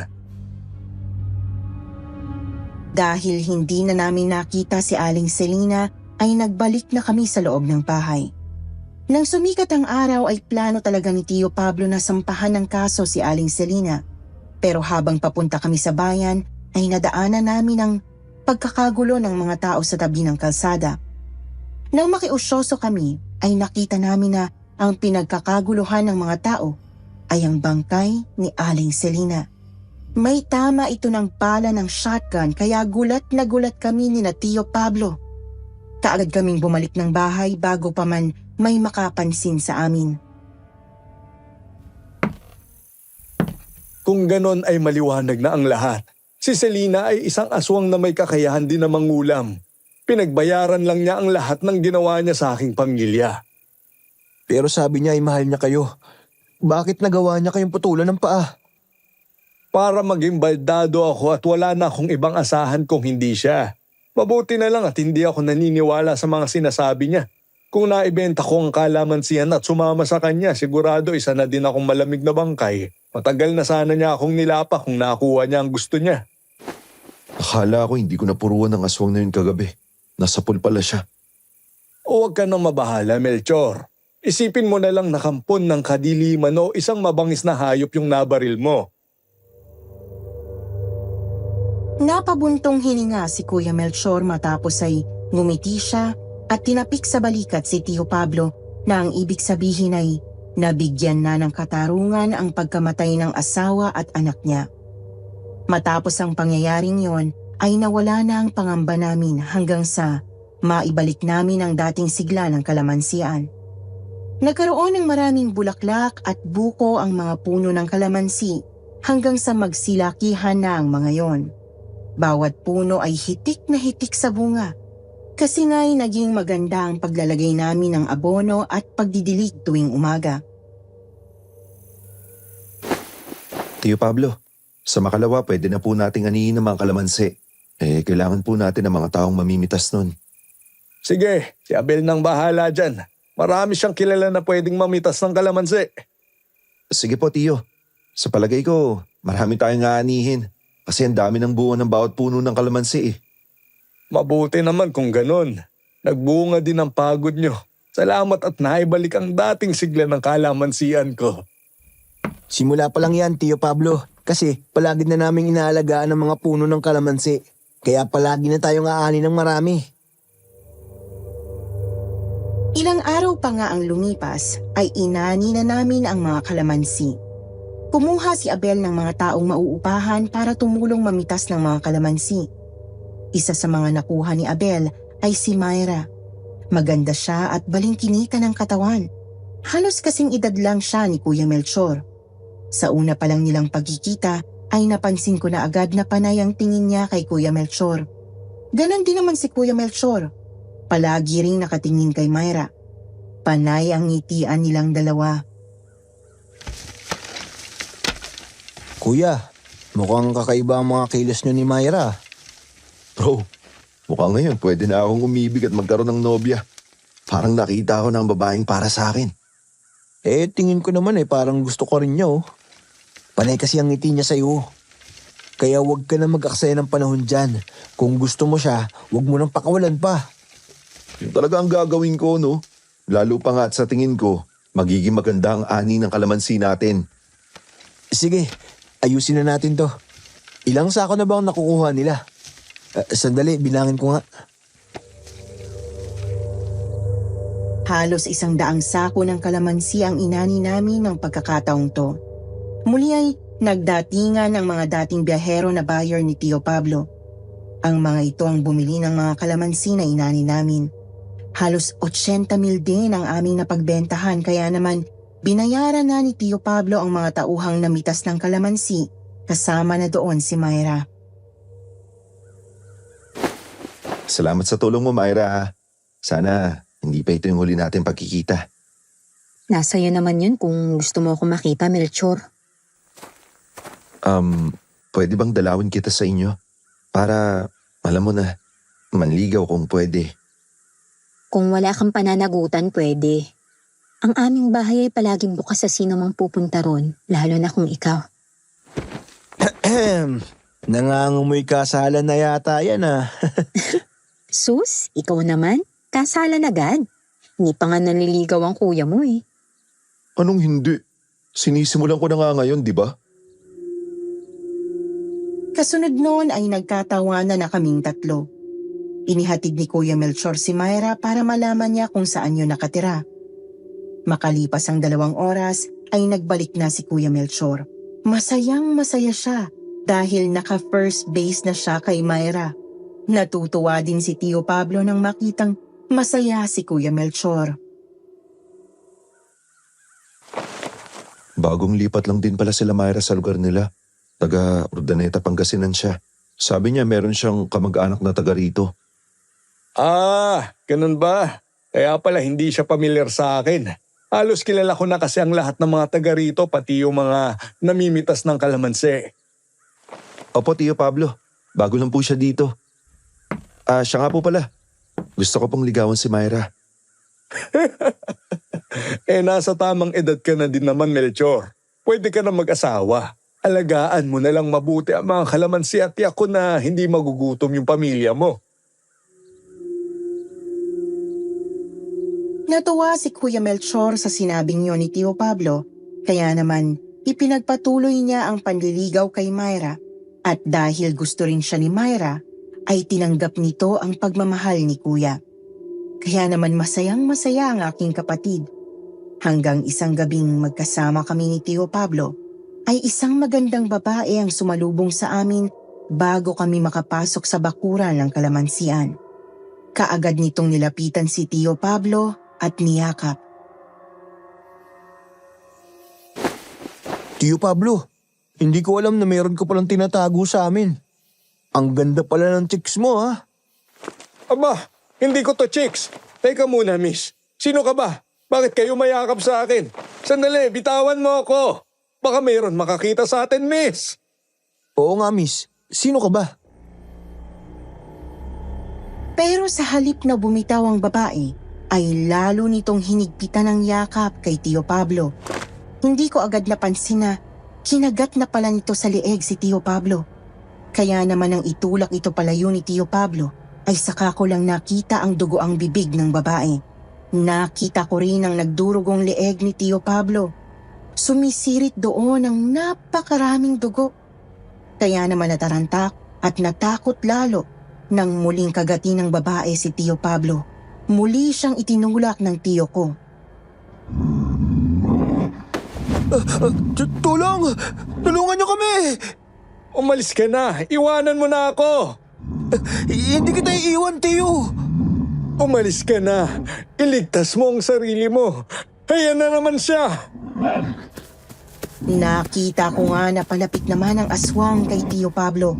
Kaya nang makapako ang isang malaking sanga ng puno, ay kaagad ko yung dinampot. Sinalubong ko ang aswang at pinalo, pero inilagan lang niya ang pag-atake ko. Tapos ay sinalo nito ang huling palo ko. Kinagat ang sanga ng puno, kaya naputol yon. Tapos ay kinalmot niya ako ng matatalas niyang kuko. Nang bumagsak ako sa lupa, ay nakita kong parating na si Kuya Melchor, kaya naman tumakas na ang halimaw. Ginamitan niya kami ng pambulag. Akala ko ay isang magandang babae, isa palang aswang. Napuruhan niya ako. Huwag na kayo magsalita, Tio Pablo. Kailangan niyong madala sa ospital. Ang dami niyong sugat, oh. Patawad, Tio. Hindi ko kayo natulungan. Melchor, ang kalamansian. Huwag mong pababayaan. Ito yata ang aking katapusan. Chong, huwag na kayo magsalita. Dadalhin namin kayo sa ospital. Huwag kayong mag-alala. Aalagaan namin ni Rico ang kalamansian. Bahagyang ngumiti si Tio Pablo. Matapos ay ipinikit niya ang kanyang mga mata. Saka lang namin natiyak na napuruhan pala ng aswang ang malaking ugat sa lieg ni Tio Pablo na naging sanhi ng kanyang kamatayan. Binuhat namin papasok sa loob ng bahay ang bangkay ni Tio Pablo. Nang sumikat ang araw, ay nagtungo si Kuya sa bayan. Pagbalik niya ay meron na siyang kasamang tauhan ng punerarya at inayos ang bangkay ni Tio Pablo. Melchor, anong nangyari sa Tio Pablo mo? Minala siya eh. Nakagat ng aswang na gabunan. Masyado kami naging kampante. Kala namin wala nang aswang nang mabaril ko siya. Nakatakas man siya. Hindi rin siya nakaligtas. Talaga? Nakapatay ka ng aswang? Ang tapang mo naman, Melchor. Lalo mo akong pinahanga. Hindi naman sadya yung pagkakabaril ko sa kanya eh. Sinalakay niya kami kaya wala akong magagawa kundi ang paputukan ko siya. Kahit na. Ikaw pa rin ang dahilan ng pagkamatay ng aswang na yun. Teka, di kaya kamag-anak ng aswang na napatay niyo yung bumiktima sa Tio Pablo mo? Hindi ko alam. Nalilito na ako. Melchor, nandito lang ako at si Rico na aalalay sa'yo. Dito lang ako sa tabi mo, ha? Salamat, mahal ko. Makalipas nga ang ilang araw at gabi ng lamay, ay inilibing na namin si Tio Pablo. At dahil palagi nang malungkot si Kuya Melchor, ay tumira na din sa bahay si Myra, kahit hindi pa sila kasal. Mula nang mamatay si Tio Pablo ay palagi nang tuliro si Kuya Melchor. Palagi na niyang hawak ang kanyang baril. Konting kaluskus lang ay ikinakasan niya na agad ang kanyang baril sa pag-aakalang anumang oras ay sasalakay ang aswang na pumatay kay Tio Pablo. Hanggang sa aksidenteng makalabit niya ang gatilyo ng baril habang nililinis niya yon. Tumama ang mga bala ng shotgun sa tuhod ni Kuya Melchor, dahilan para maputol ang binti niya. Sa sobrang sakit ay nawalan siya ng malay. Kaagad naming dinala sa ospital si Kuya Melchor, kaya nang magising siya, Rico, nasan tayo? Anong lugar to? Nasa ospital tayo, kuya. Nabaril mo kasi ang sarili mo at naputol ang binti mo. Ang ibig sabihin, wala na ang isang paa ko. Si Myra, nasan siya? Naiwan sa bahay ni Tio Pablo. Iniligpit niya yung baril pati na rin yung naputol mong paa. Naging pabaya ako. Nagpadaig ako sa takot na balikan tayo ng aswang na pamatay kay Tio Pablo. Ang tanga-tanga ko. Ngayong wala na ang isang paa ko. Kagaya na din ako ni Tio Pablo. Kuya, lakasan mong loob mo. Nandito naman ako eh. Hindi kita iiwan. Pati si Myra, hindi ka rin niya iiwan kasi mahal ka niya. Sino bang magtsatsaga sa isang baldado na kagaya ko? Ako, handa ako manatili sa piling mo. Myra, sumunod ka pala dito. Oo naman. Hindi kita matiis eh. Hindi kita iiwanan. Salamat naman kung ganun, Myra. umiiyak si Kuya Melchor nang yumakap kay Myra. Niyakap din naman siya ni Myra para pakalmahin. Ilang araw ding namalagi si Kuya sa ospital bago ito tuluyang pinalabas. Pagdating ng bahay ay nakita niya na naroon ang artificial na paa ni Tio Pablo. Isinukat niya ito. Hindi yun kasya sa kanya pero sinabi ko na pagtiyagaan niya muna habang hindi pa nakakapagpagawa ng kasukat ng naputol niyang paa. Inalagaan naman si Kuya Melchor ni Myra. Siya na ang naging tagapagluto ng pagkain namin. Hanggang isang gabi ay nakita ko sina Kuya at Myra habang nasa lamesa. Inihain ni Myra ang niluto niyang pagkain sa harap ni Kuya.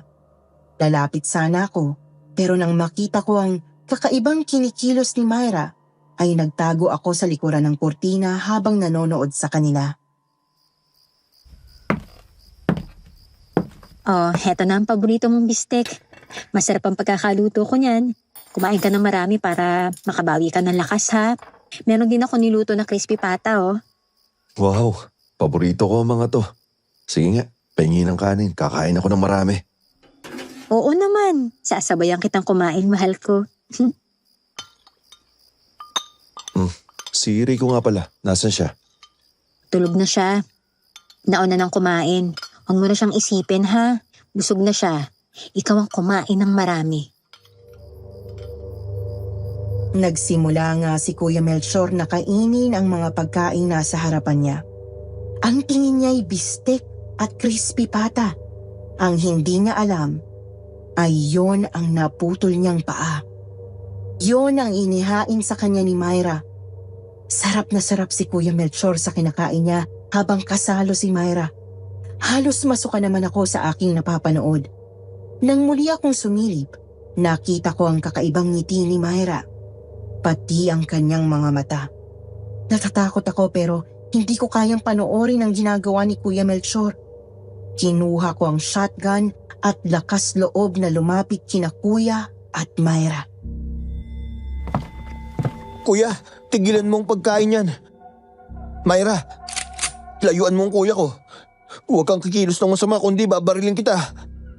O Rico, nandiyan ka na pala. Halika, saluhan mo kaming kumain. Ang sarap ng niluto ni Myra. Oo nga naman, Rico. Halika na. Kumain ka na rin. Saka wag mong itutok sa akin ang baril na yan. Baka pumutok yan. Kuya, lumayo ka sa babaeng yan. Hindi siya ordinaryong babae na kagaya ng nakikita mo. Ginagamitan ka rin niya ng pambubulag. Kaya ang tingin mo ay isang masarap na crispy pata ang kinakain mo. Rico, ano bang kalokohan ang pinagsasabi mo? Anong pambubulag? Ano bang kinagagalit mo kay Myra, ha? Oo nga naman, Rico. Ang sarap ng kain namin ng kuya mo eh. Kung ano-ano yung sinasabi mo. Huwag ka na magkunwari, Myra. Bakit hindi mo pa sabihin kay kuya na ang kinakain niya ay ang naputol niyang paa? Rico, napipiko na ako sa'yo, ha? Hindi ko na gusto ang pambibintang mo kay Myra, ha? Ikaw ang gumising, kuya. Ginagamitan ka ni Myra ng pambubulag. Etong kalamansi, ipatak mo dyan sa kinakain mo. Huwag kang maniwala sa kanya, Melchor. Nagagalit sa akin ang kapatid mo kasi may gusto rin siya sa akin pero ikaw ang pinili ko. Sinungaling ka, Myra. Subukan mong gumalaw. Sige, puputukan kita. Tumigil ka na nga, Rico! Nagalit sa akin si Kuya Melchor. Kahit nahihirapang tumayo ay pinilit tumayo gamit ang saklay. Nang makalapit siya sa akin ay kaagad akong sinuntok sa mukha at sa sikmura. Tapos ay nag-agawan kami ni Kuya Melchor sa baril hanggang sa makuha niya yon sa akin. Galit na galit siya habang nakatutok sa akin ang baril. Huwag mo akong pilitin na patayin ka, Rico. Hindi ako papayag na patuloy mong pagtangkaan at gawa ng masama si Myra. Gumising ka, kuya. Hindi ako ang kalaban mo, kundi ang babaeng yan. Tumigil ka na, Rico. Huwag mo siyang pag-isipan ng masama.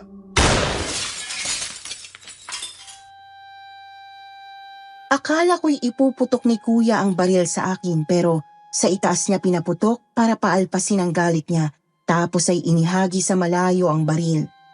Inisya na itinulak ako sa gilid ng lamesa. Noon ko naisip na kunin ang kalamansi at patakan ng crispy pata na kinakain ni Kuya. Matapos ay isinaboy ko sa mukha ni Kuya Melchor ang tubig na nasa pitsyel, kaya naman nakusot niya ang kanyang mga mata at nakita niya ang kanyang paa na nakalagay sa pinggan. Myra, munti ko nang mapatay ang sarili kong kapatid dahil sa pagtatanggol sa'yo. Pero totoo pala ang sinasabi niya. Kung ganon, alam pala ng kapatid mong paraan para makawala ka sa pambubulag ko. Oo, tinuruan ako ng albularyong si Samuel dahil si Aling Selena ay ilang beses din akong ginamitan ng pambubulag. Isa kang aswang. Sigurado ako na ikaw din ang aswang na pumatay kay Tio Pablo. Gumamit ka ng pambulag para hindi ka namin makilala. Napatay mo na si Tio Pablo ah. Bakit ayaw mo pa din kaming tigilan? Dahil nagkamali ako. Akala ko ay si Tio Pablo nakapatay sa aking ina na si Selena, kaya pinatay ko siya. Pero nang malaman ko si Melchor pala, naisip ko na gawin din siyang aswang na kagaya ko para malaman niya ang buhay ng mga kagaya ko. Mas masarap sana ang naging paghihiganti ko kung magiging aswang si Melchor at siya mismo ang papatay sa'yo, Rico. Pues, hindi na mangyayari yon, Myra. Kasi ngayong alam ko na ang tunay mong plano, hindi kita mapapatawad. At ano naman ang magagawa ng isang mahinang baldado na kagaya mo? Sayang ang pagkakataong ibinigay ko sa'yo.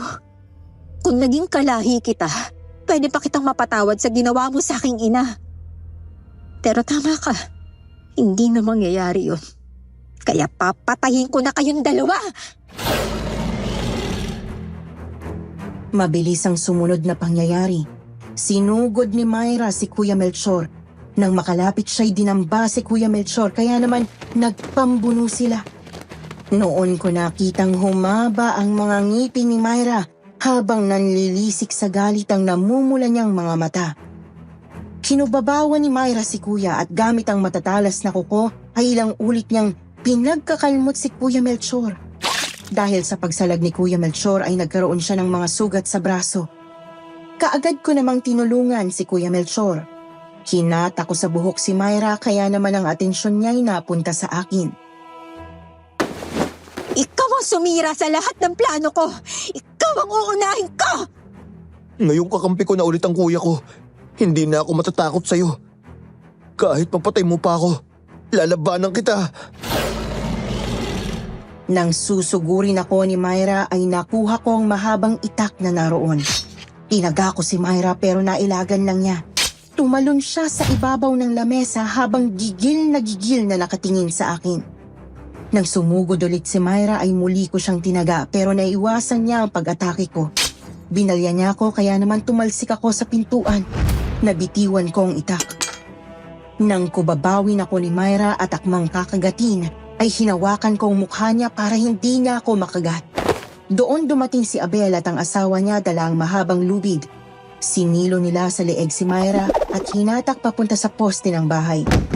Pagapang naman na kinuha ni Kuya Melchor ang shotgun at pinaputukan si Myra bago pa makawala sa pagkakagapos ni Abel. Walang buhay na bumagsak si Myra.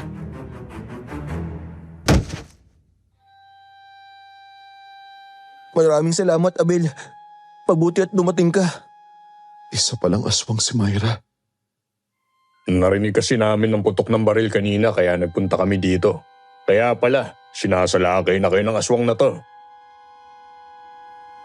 Matapos ang nakakatakot na gabing yon, ay ipinasya namin ni Kuya Melchor na ibenta na ang kalamansian sa pangamba na habang naroon kami, ay tsak na meron pang mga kamag-anak sina Myra na maaaring gumanti sa amin. Alam na kasi nila na kami ang dahilan, kaya namatay sina Aling Selina at Myra. Natatakot kami na baka hindi na kami makaligtas sa susunod na pagkakataon. Nagbalik kami sa Maynila at namuhay ng payapa.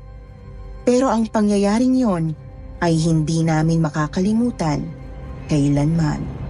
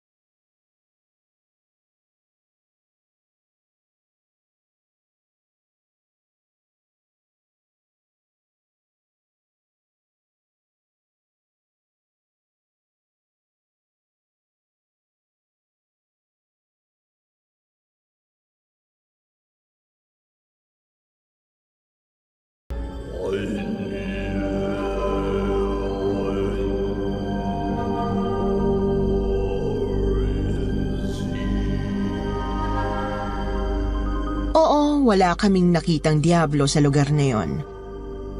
Pero sigurado akong naroroon lang siya. Naghihintay ng tamang pagkakataon para kabigin ang mga kaluluwa namin.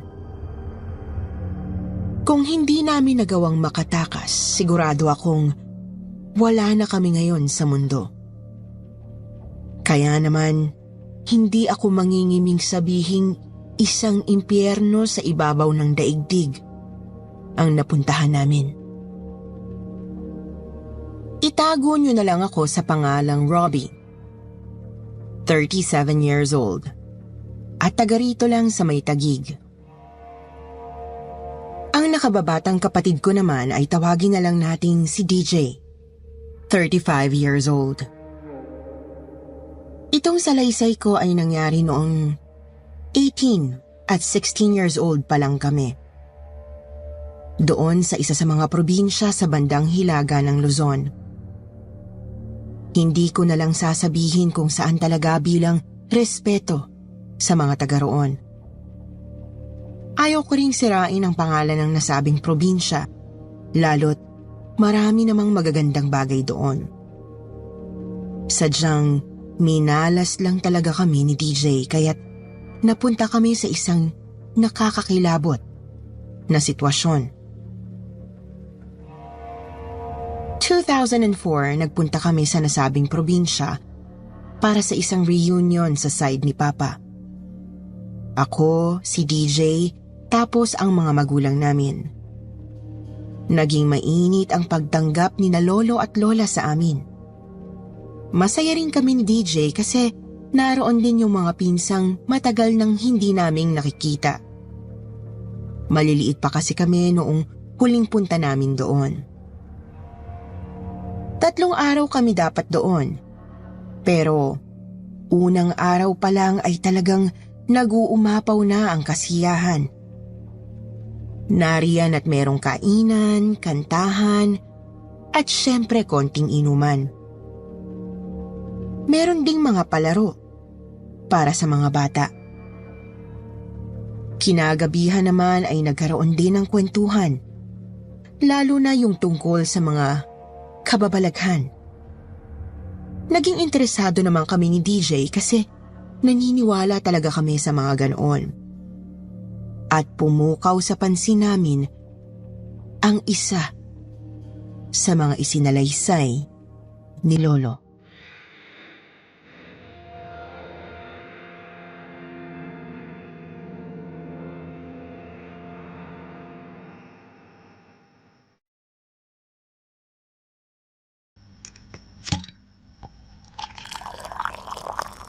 Dami niyo palang naranasang kababalagan, Lo, no?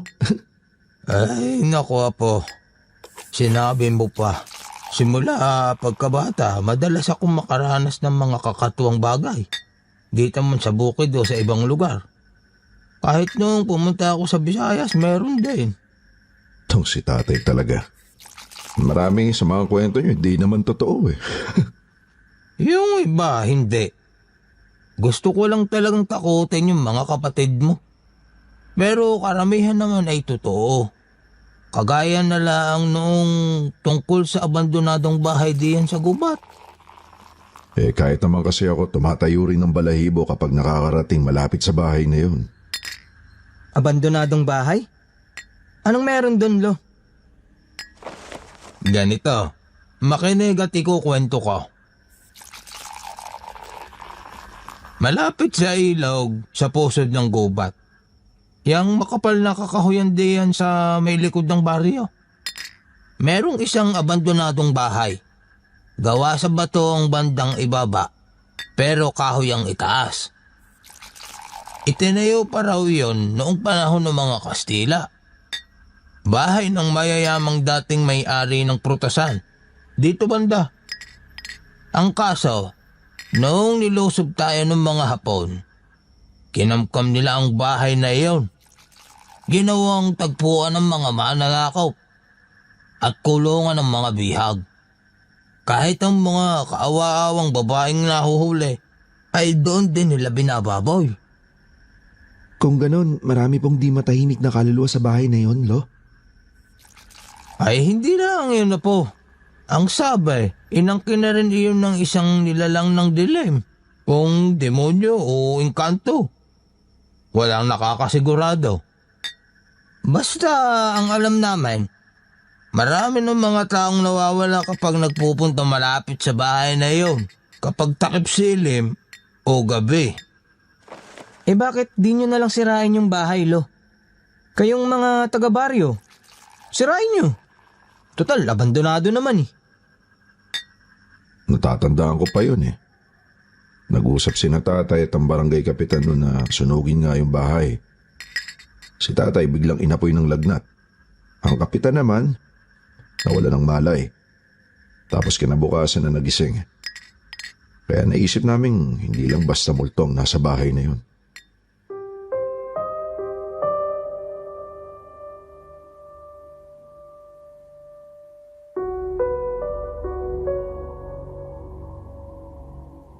Sa dami ng mga kwentong kababalaghan na napag-usapan noong gabing yon, ang tungkol sa abandonadong bahay ang tinandaan namin ni DJ. Inisip namin, siguro nga, isang engkanto o diablo ang kumapit sa bahay na yon, lalo pat meron itong madugong nakaraan. Dinaan na lang namin sa panalangin ang kilabot para makatulog kami ng maayos. Nakatulong din na medyo naparami rin kami ng inom. Kinabukasan, matapos magtanghalian, naisip namin ni DJ na maglibot-libot muna. Doon kami sa kabilang dako ng baryo. Kasi nga ayaw naming lumapit sa sinasabing abandonadong bahay. Gusto lang talaga naming enjoyin ang sariwang hangin at preskong paligid.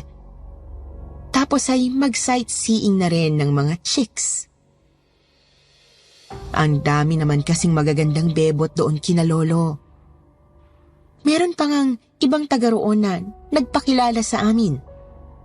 Kasi pawang mga curious sa aming mga taga-syudad. Nariyan nga po at manghang-mangha sila sa mga cellphone naming 3210. Pati na rin sa relo kong may compass at relo ni DJ na glow in the dark. Hanggang sa di po namin namalayan ng oras.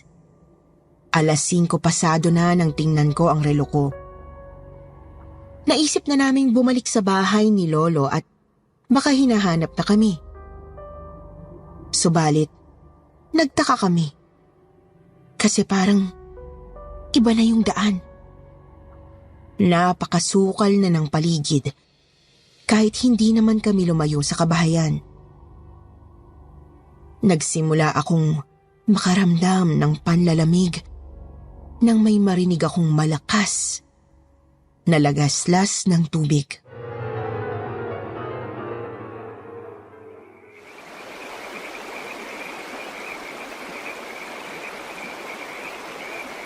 DJ, may nararamdaman ka bang kakaiba? Hindi ko alam, kuya. Pero bigla akong kinabahan. Parang iba yata ang paligid. Hindi ko na matanaw yung dinaanan ng mga habal-habal eh.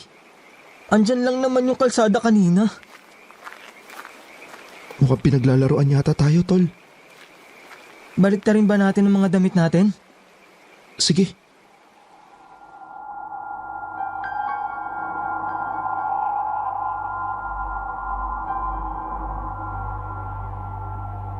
Binaliktad nga po namin ang mga damit namin noon. Kasi akala namin nililin lang kami ng mga engkanto. Subalit, wala namang nangyari. Kasi naroroon pa rin kami sa kasukalan ng gubat. Kaya naman, naisip naming maglakad-lakad muna at baka makahanap ng paraan para makabalik kina Lolo. Sinabi ko na lang kay DJ na lumakad kami palayo sa naririnig naming ilog. Naalala ko kasi ang sabi ni Lolo na naroroon sa may ilog ang abandonadong bahay. Ilang minuto kaming naglakad sa masukal na gubat, Miss Anne. Medyo mahirap.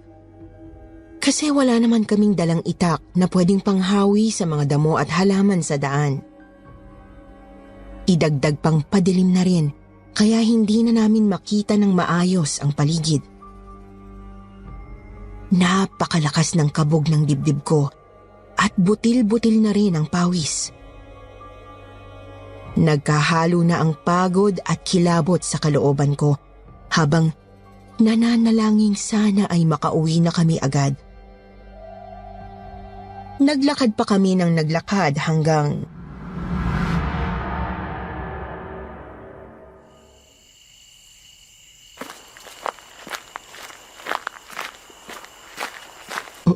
Ang abandonadong bahay. Yan ba yun? Walang duda, kuya. Yan nga yun. Gawa sa bato ang ibaba. Pero kahoy yung bandang itaas. Tapos, napakabigat pa ng presensya ng buong paligid. Paano tayo nakarating malapit sa bahay na yan? Doon lang naman tayo sa kabila ng Barrio Gumala, di ba? Bakit tayo nandito? Tsaka di ba, palayo naman sa ilog yung lakad natin? Huwag na lang tayo magtanong. Basta, lumayo na tayo rito, kuya. Lumayo na tayo.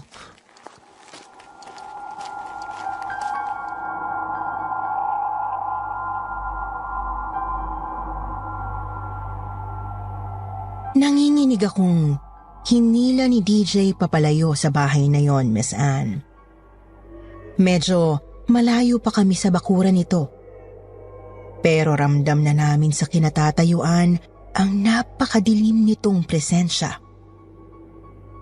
Mabilis kaming sumuong sa kasukalan ng gubat.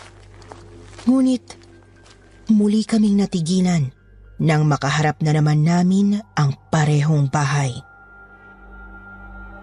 Padilim na ng padilim. Tumalikod ulit kami at tumakbo. Hindi na alintana kahit nadadapa-dapa na kami sa hirap ng daan. Sa ikatlong pagkakataon ay nakaharap na namin ulit ang abandonadong bahay. Ayaw talaga nito kaming patakasin. Nagpapabalik-balik lang kami kahit anong gawin naming paglayo. At sa ika-4 na pagkakataon, nagulat na lang kami nang makita ang mga sarili namin sa mismong harap ng bukas na pinto. Kahit ayaw naming sumilit ay kitang-kita namin ang loob ng bahay. Napakadilim, pero pumapasok ang liwanag ng bilog na buwan sa mga siwang ng dingding. Napakaraming mga sapot ng gagamba at halatang napakakapal ng alikabok.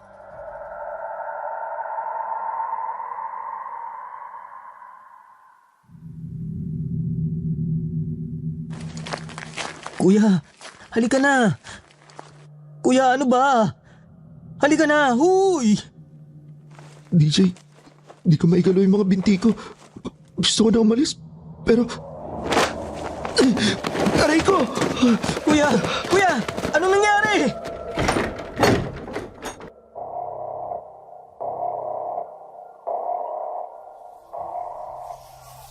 Halos malaglag ang kaluluwa ko nang may kung anong tumulak sa akin paloob ng pinto, Miss Anne. Nang puntahan ako ni DJ para tulungan, bigla namang nagsara ang pinto at hindi na naming mabuksan. Kahit anong kalampag namin ay ayaw talaga nitong bumigay. Doon din ay naramdaman naming hindi kami nag-iisa sa loob. Pakiramdam ko ay napakaraming nagmamasid sa amin mula sa lahat ng sulok ng bahay.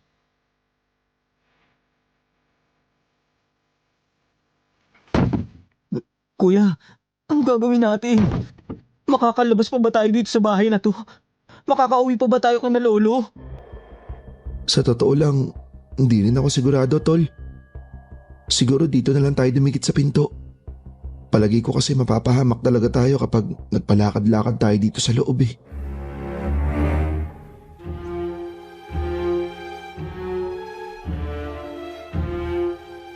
Dumikit lang talaga kami sa tabi ng pinto noon.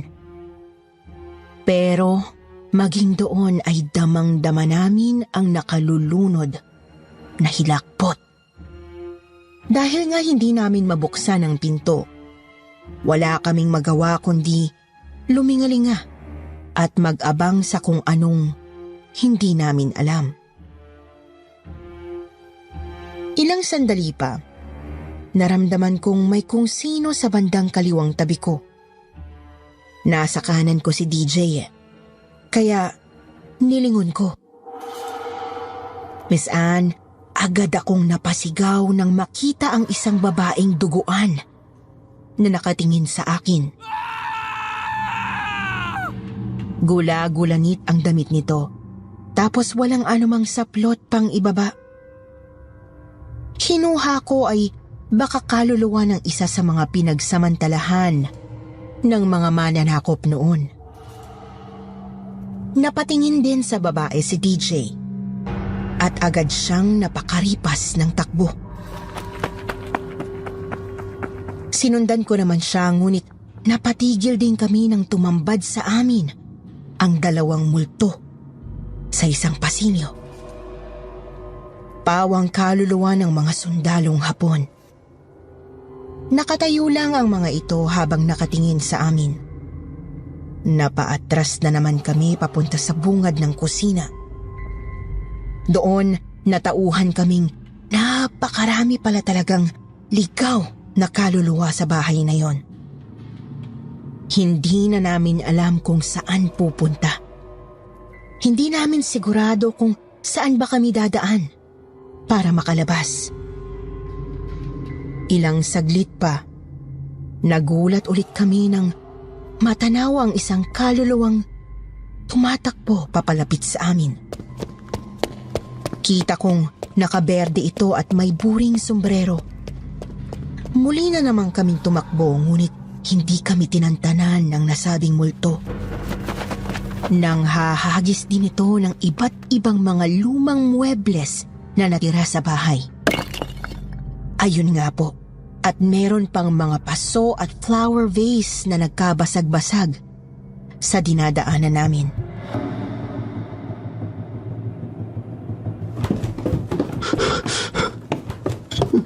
Ano bang meron sa bahay na to? Ang daming multo, lintik. Saan tayo pupunta, kuya? Hindi naman pwede tumakbo lang tayo ng tumakbo. Pero hindi naman tayo makalabas dito. Yun, may pinto. Subukan natin yun.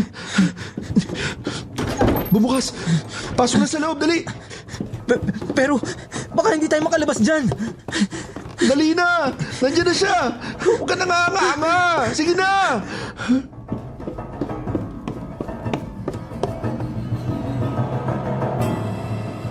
Grabing kadiliman ang bumalot sa amin sa loob ng kwarto, Miss Anne. Madilim. Kasi walang napaglulusutan ng liwanag ng buwan galing sa labas. Madilim din kasi alam naming sadyang binabalot ng lagim ang buong bahay na yon. Idagdag pang kinakalampag din ng humabol sa amin yung saradong pinto. Wala kaming magawa noon kundi sandala ng pinto para hindi ito mabuksan ng humahabol sa amin. Alerto rin at baka may maligno na naman sa loob ng madilim na silid. Nang tumigil na ang nasa labas, doon na kami umupo, nagyakapan at umiyak sa takot. Nagdasal na rin. Umaasang protektahan kami ng may kapal.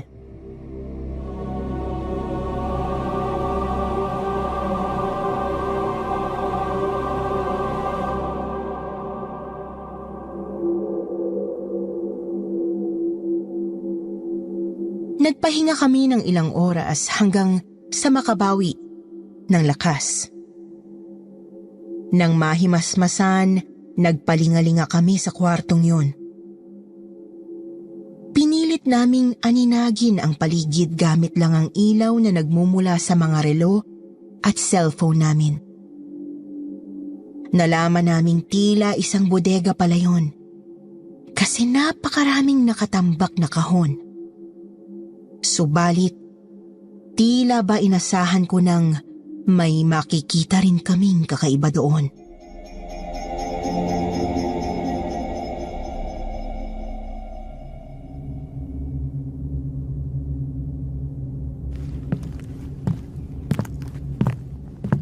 Kuya, ano yan?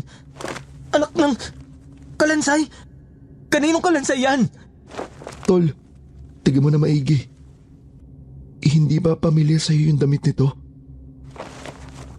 Teka, berdeng damit tapos may sombrerong pambukid. Tama bang naiisip ko? Mukhang ito nga yung kalansay na humabol sa atin kanina. Ang pinagtataka ko, mukhang hindi naman galing sa panahon ng apo ng isang to. Tignan mo yung printang damit. Di ba, nung nakaraang eleksyon lang tumakbong senador yung politikong yan? Oo nga no. So bago lang to napadpad dito? Teka. Yun. May notebook na maliit. Tulungan mo ako. Ilawan mo tong notebook. Tapos babasahin ko. Ang hirap makita ng mga nakasulat sa sobrang dilim eh. Sige kuya, pero siguro ito. Ito siguro ang basahin mo. Mukhang isinulat ng nagmamadali eh. Teka ha. Tanggap ko nang hindi na ako makakalabas. Tanggap ko nang dito ako mamamatay. Pero sana may makagawa ng mga bagay na hindi ko natupad. Kailangan basagin ang salamin sa pangunang silid na nasa ikalawang palapag. Kailangan magawa bago lumabas ang engkantong itim. 3:00 ng madaling araw. Tumakas sa silangan ng hindi lumiliko. Salamin? Engkantong itim? Ano raw? Mukhang ito ang paraan para makatakas sa impyernong to. Siguro, nadiskubre niya to nang matrap siya rito sa loob. Ang tanong, seryoso ba yan? Paano kung mapasama lang tayo lalo? Sa palagay ko, kailangan natin sugalan to, Tol. Kasi kung totoo pala to, baka sumunod na tayong maging kalansay. Kuya!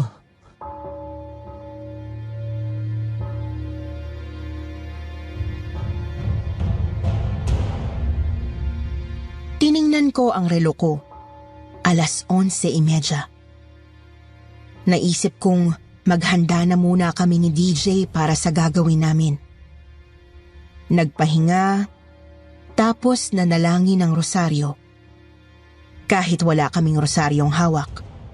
Pagkatapos, naghanap kami ng pwedeng ipambasag sa salamin. Nakahanap ako ng maiksing tubo. Habang martilyo naman ang nakita ng kapatid ko sa loob ng bodega. Bandang 1:30, nakakaramdam na kami ng panghihina at pareho na ring nilagnat. Naalala ko ang sabi ni Lolo na nagkakasakit talaga ang nagbabalak ng masama sa abandonadong bahay. Kaya naman lumakas ang loob namin kahit medyo nahihilo na. Ang pagkakasakit kasi namin ay nagsasabing hindi magugustuhan ng bahay ang gagawin namin. Binuksan namin ang pinto at hinanda ang sarili sa kung ano man ang makikita. Nagulat kami kasi naroroon ang nakaberdeng multo na humabol sa amin. Nakatingin lang ito sa amin. Ngunit nakaturo sa bandang kaliwa, sa taas ng hagdan.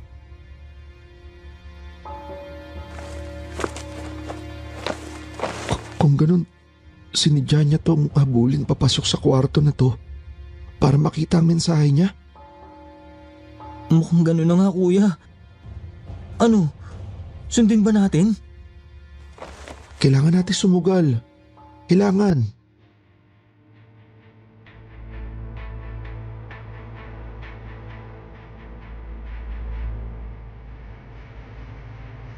Dahan-dahan kaming naglakad papuntang hagdan at maingat itong inakyat. Medyo alanganin po kasi ang kalagayan nito eh. Marupok na sa kalumaan ng mga kahoy na baitang.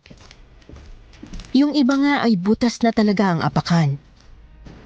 Alerto rin kami sa napakaraming mga multong nasa paligid. Nakatingin sa amin. Ngunit hindi naman nananakot o gumagalaw. Pagkarating sa second floor, maingat naman kaming lumakad pakaliwa. Hindi pa man namin nararating ang pangunahing silid o ang master's bedroom. Ramdam na naming doon nagmumula ang itim na presensyang sumasakop sa buong bahay. Sa sobrang bigat nga sa pakiramdam sa harap ng kwarto, talagang nakabako na kami kung maglakad ni DJ. At pagkabukas namin ang pinto, naramdaman naman naming may malakas na hanging dumaloy papalabas. Sumilip kami at nakita sa loob ang isang salamin na nakasabit sa dingding. Napatulala ako sa bungad ng pinto. Dinadaig na ako ng matinding takot na binubuga ng salamin. Maski si DJ ay halata na rin ang panginginig ng buong katawan. Tiningnan ko ulit ang salamin at napansing may kung anong itim na usok sa loob nito. Nakakapagtaka kasi wala namang usok sa kwartong yon. Hindi ko rin maaninag ang refleksyon ng mismong kwarto doon.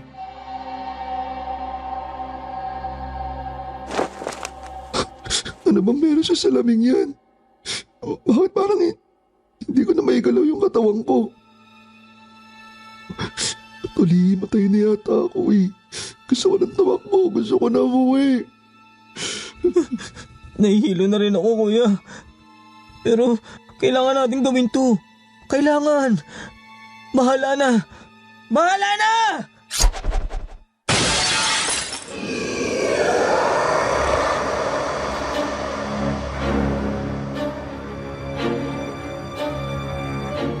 Magkahalong kilabot at pagkamangha ang yumanig sa akin nang hinagis ni DJ ang hawak na martilyo sa salamin. Agad kasing nabasag ang salamin. Tapos ay pumailan lang ang nakabibinging sigaw ng kung anong nilalang.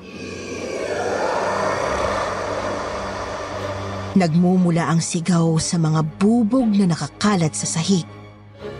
Namalayan ko na lang na pilit na pala akong hinihila ni DJ para umalis sa kwartong yon.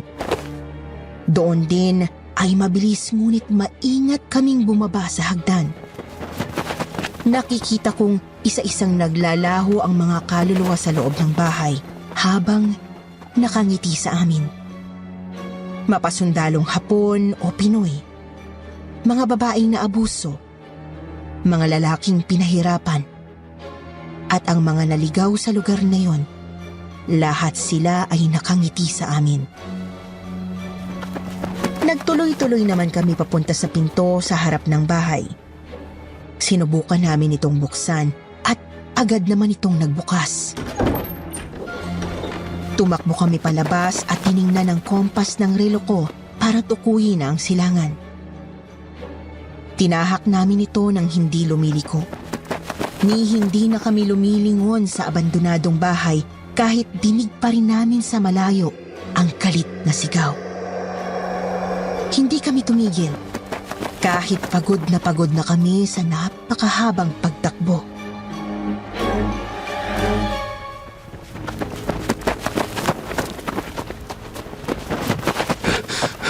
DJ! Ayun ang baryo! Ayun ang kabahayan, tol! Sa wakas! Sa wakas! Makakauwi na tayo, kuya! Makakauwi na tayo! Robe! DJ! Mga apo! Saan ba kayo galing? Kagabi pa namin kayo hinahanap! Nandyan na, Camelo! Nandyan na!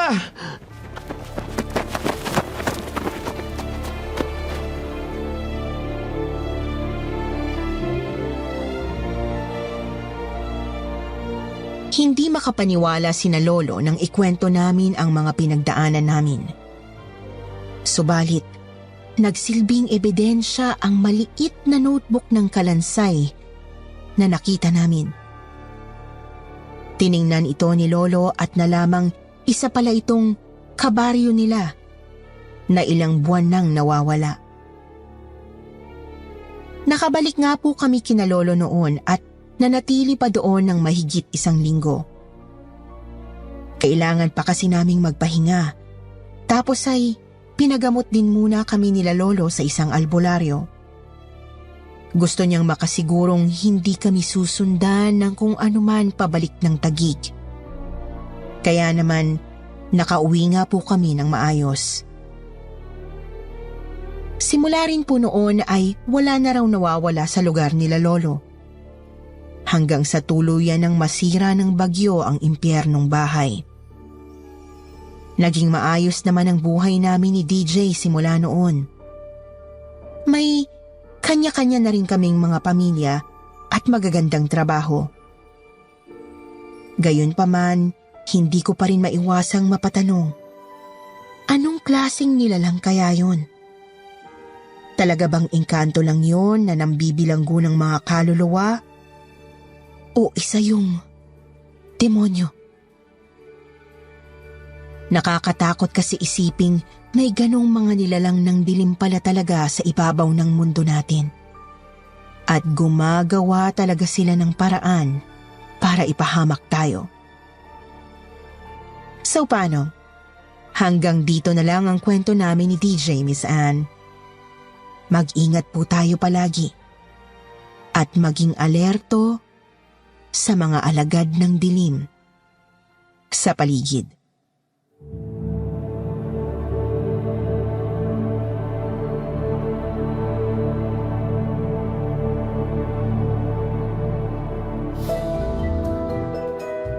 At ngayon naman dumako tayo sa paborito nating shout-out portion. Shout-out going out to Audrey Marie, Mary Jane de la Cruz, Chuacheng Gloje, Carl Justin Lee Quico, Fergie Ayesha Botial, Bernadette Arcalas, Marvin, Annalisa Badajos, Krisha Fedis. Magbabasa tayo ng ilan sa pinakamagagandang comments mula kina Chuacheng Gloje at Bernadette Arcalas. Sabi ni Chuacheng, "Hi po, pa-shoutout po. Super fan ako ng mga narrators nyo, lalo na si Miss Anne. Super inspired ako pag nagnanarrate siya. I wish may chance na maging part ako ng isa sa mga drama nyo. Super happy din parati nila Lola kapag naririnig ang mga story nyo. Naaaliw sila sa kabila ng nakakapagod na maghapon. Super thank you sa walang sawang pag-upload ng mga stories. Watching live now here at Las Piñas City." Sabi naman ni Bernadette, "Magandang araw po sa lahat ng mga ka-Katie at ka-SB. Sobrang gaganda ng mga ibinabahaging kwento sa channel nyo.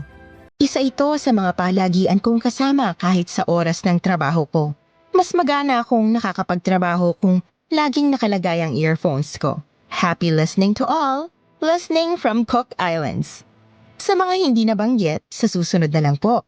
Huwag niyo pong kalimutang mag-reply sa ating shoutout box na nasa comment section para ma-shoutout ang pangalan nyo. Muli po, mula sa bumubuo ng kwentong takip-silim at sityo bangungot, ito ang inyong lingkod, si Miss Anne. Nagpapasalamat.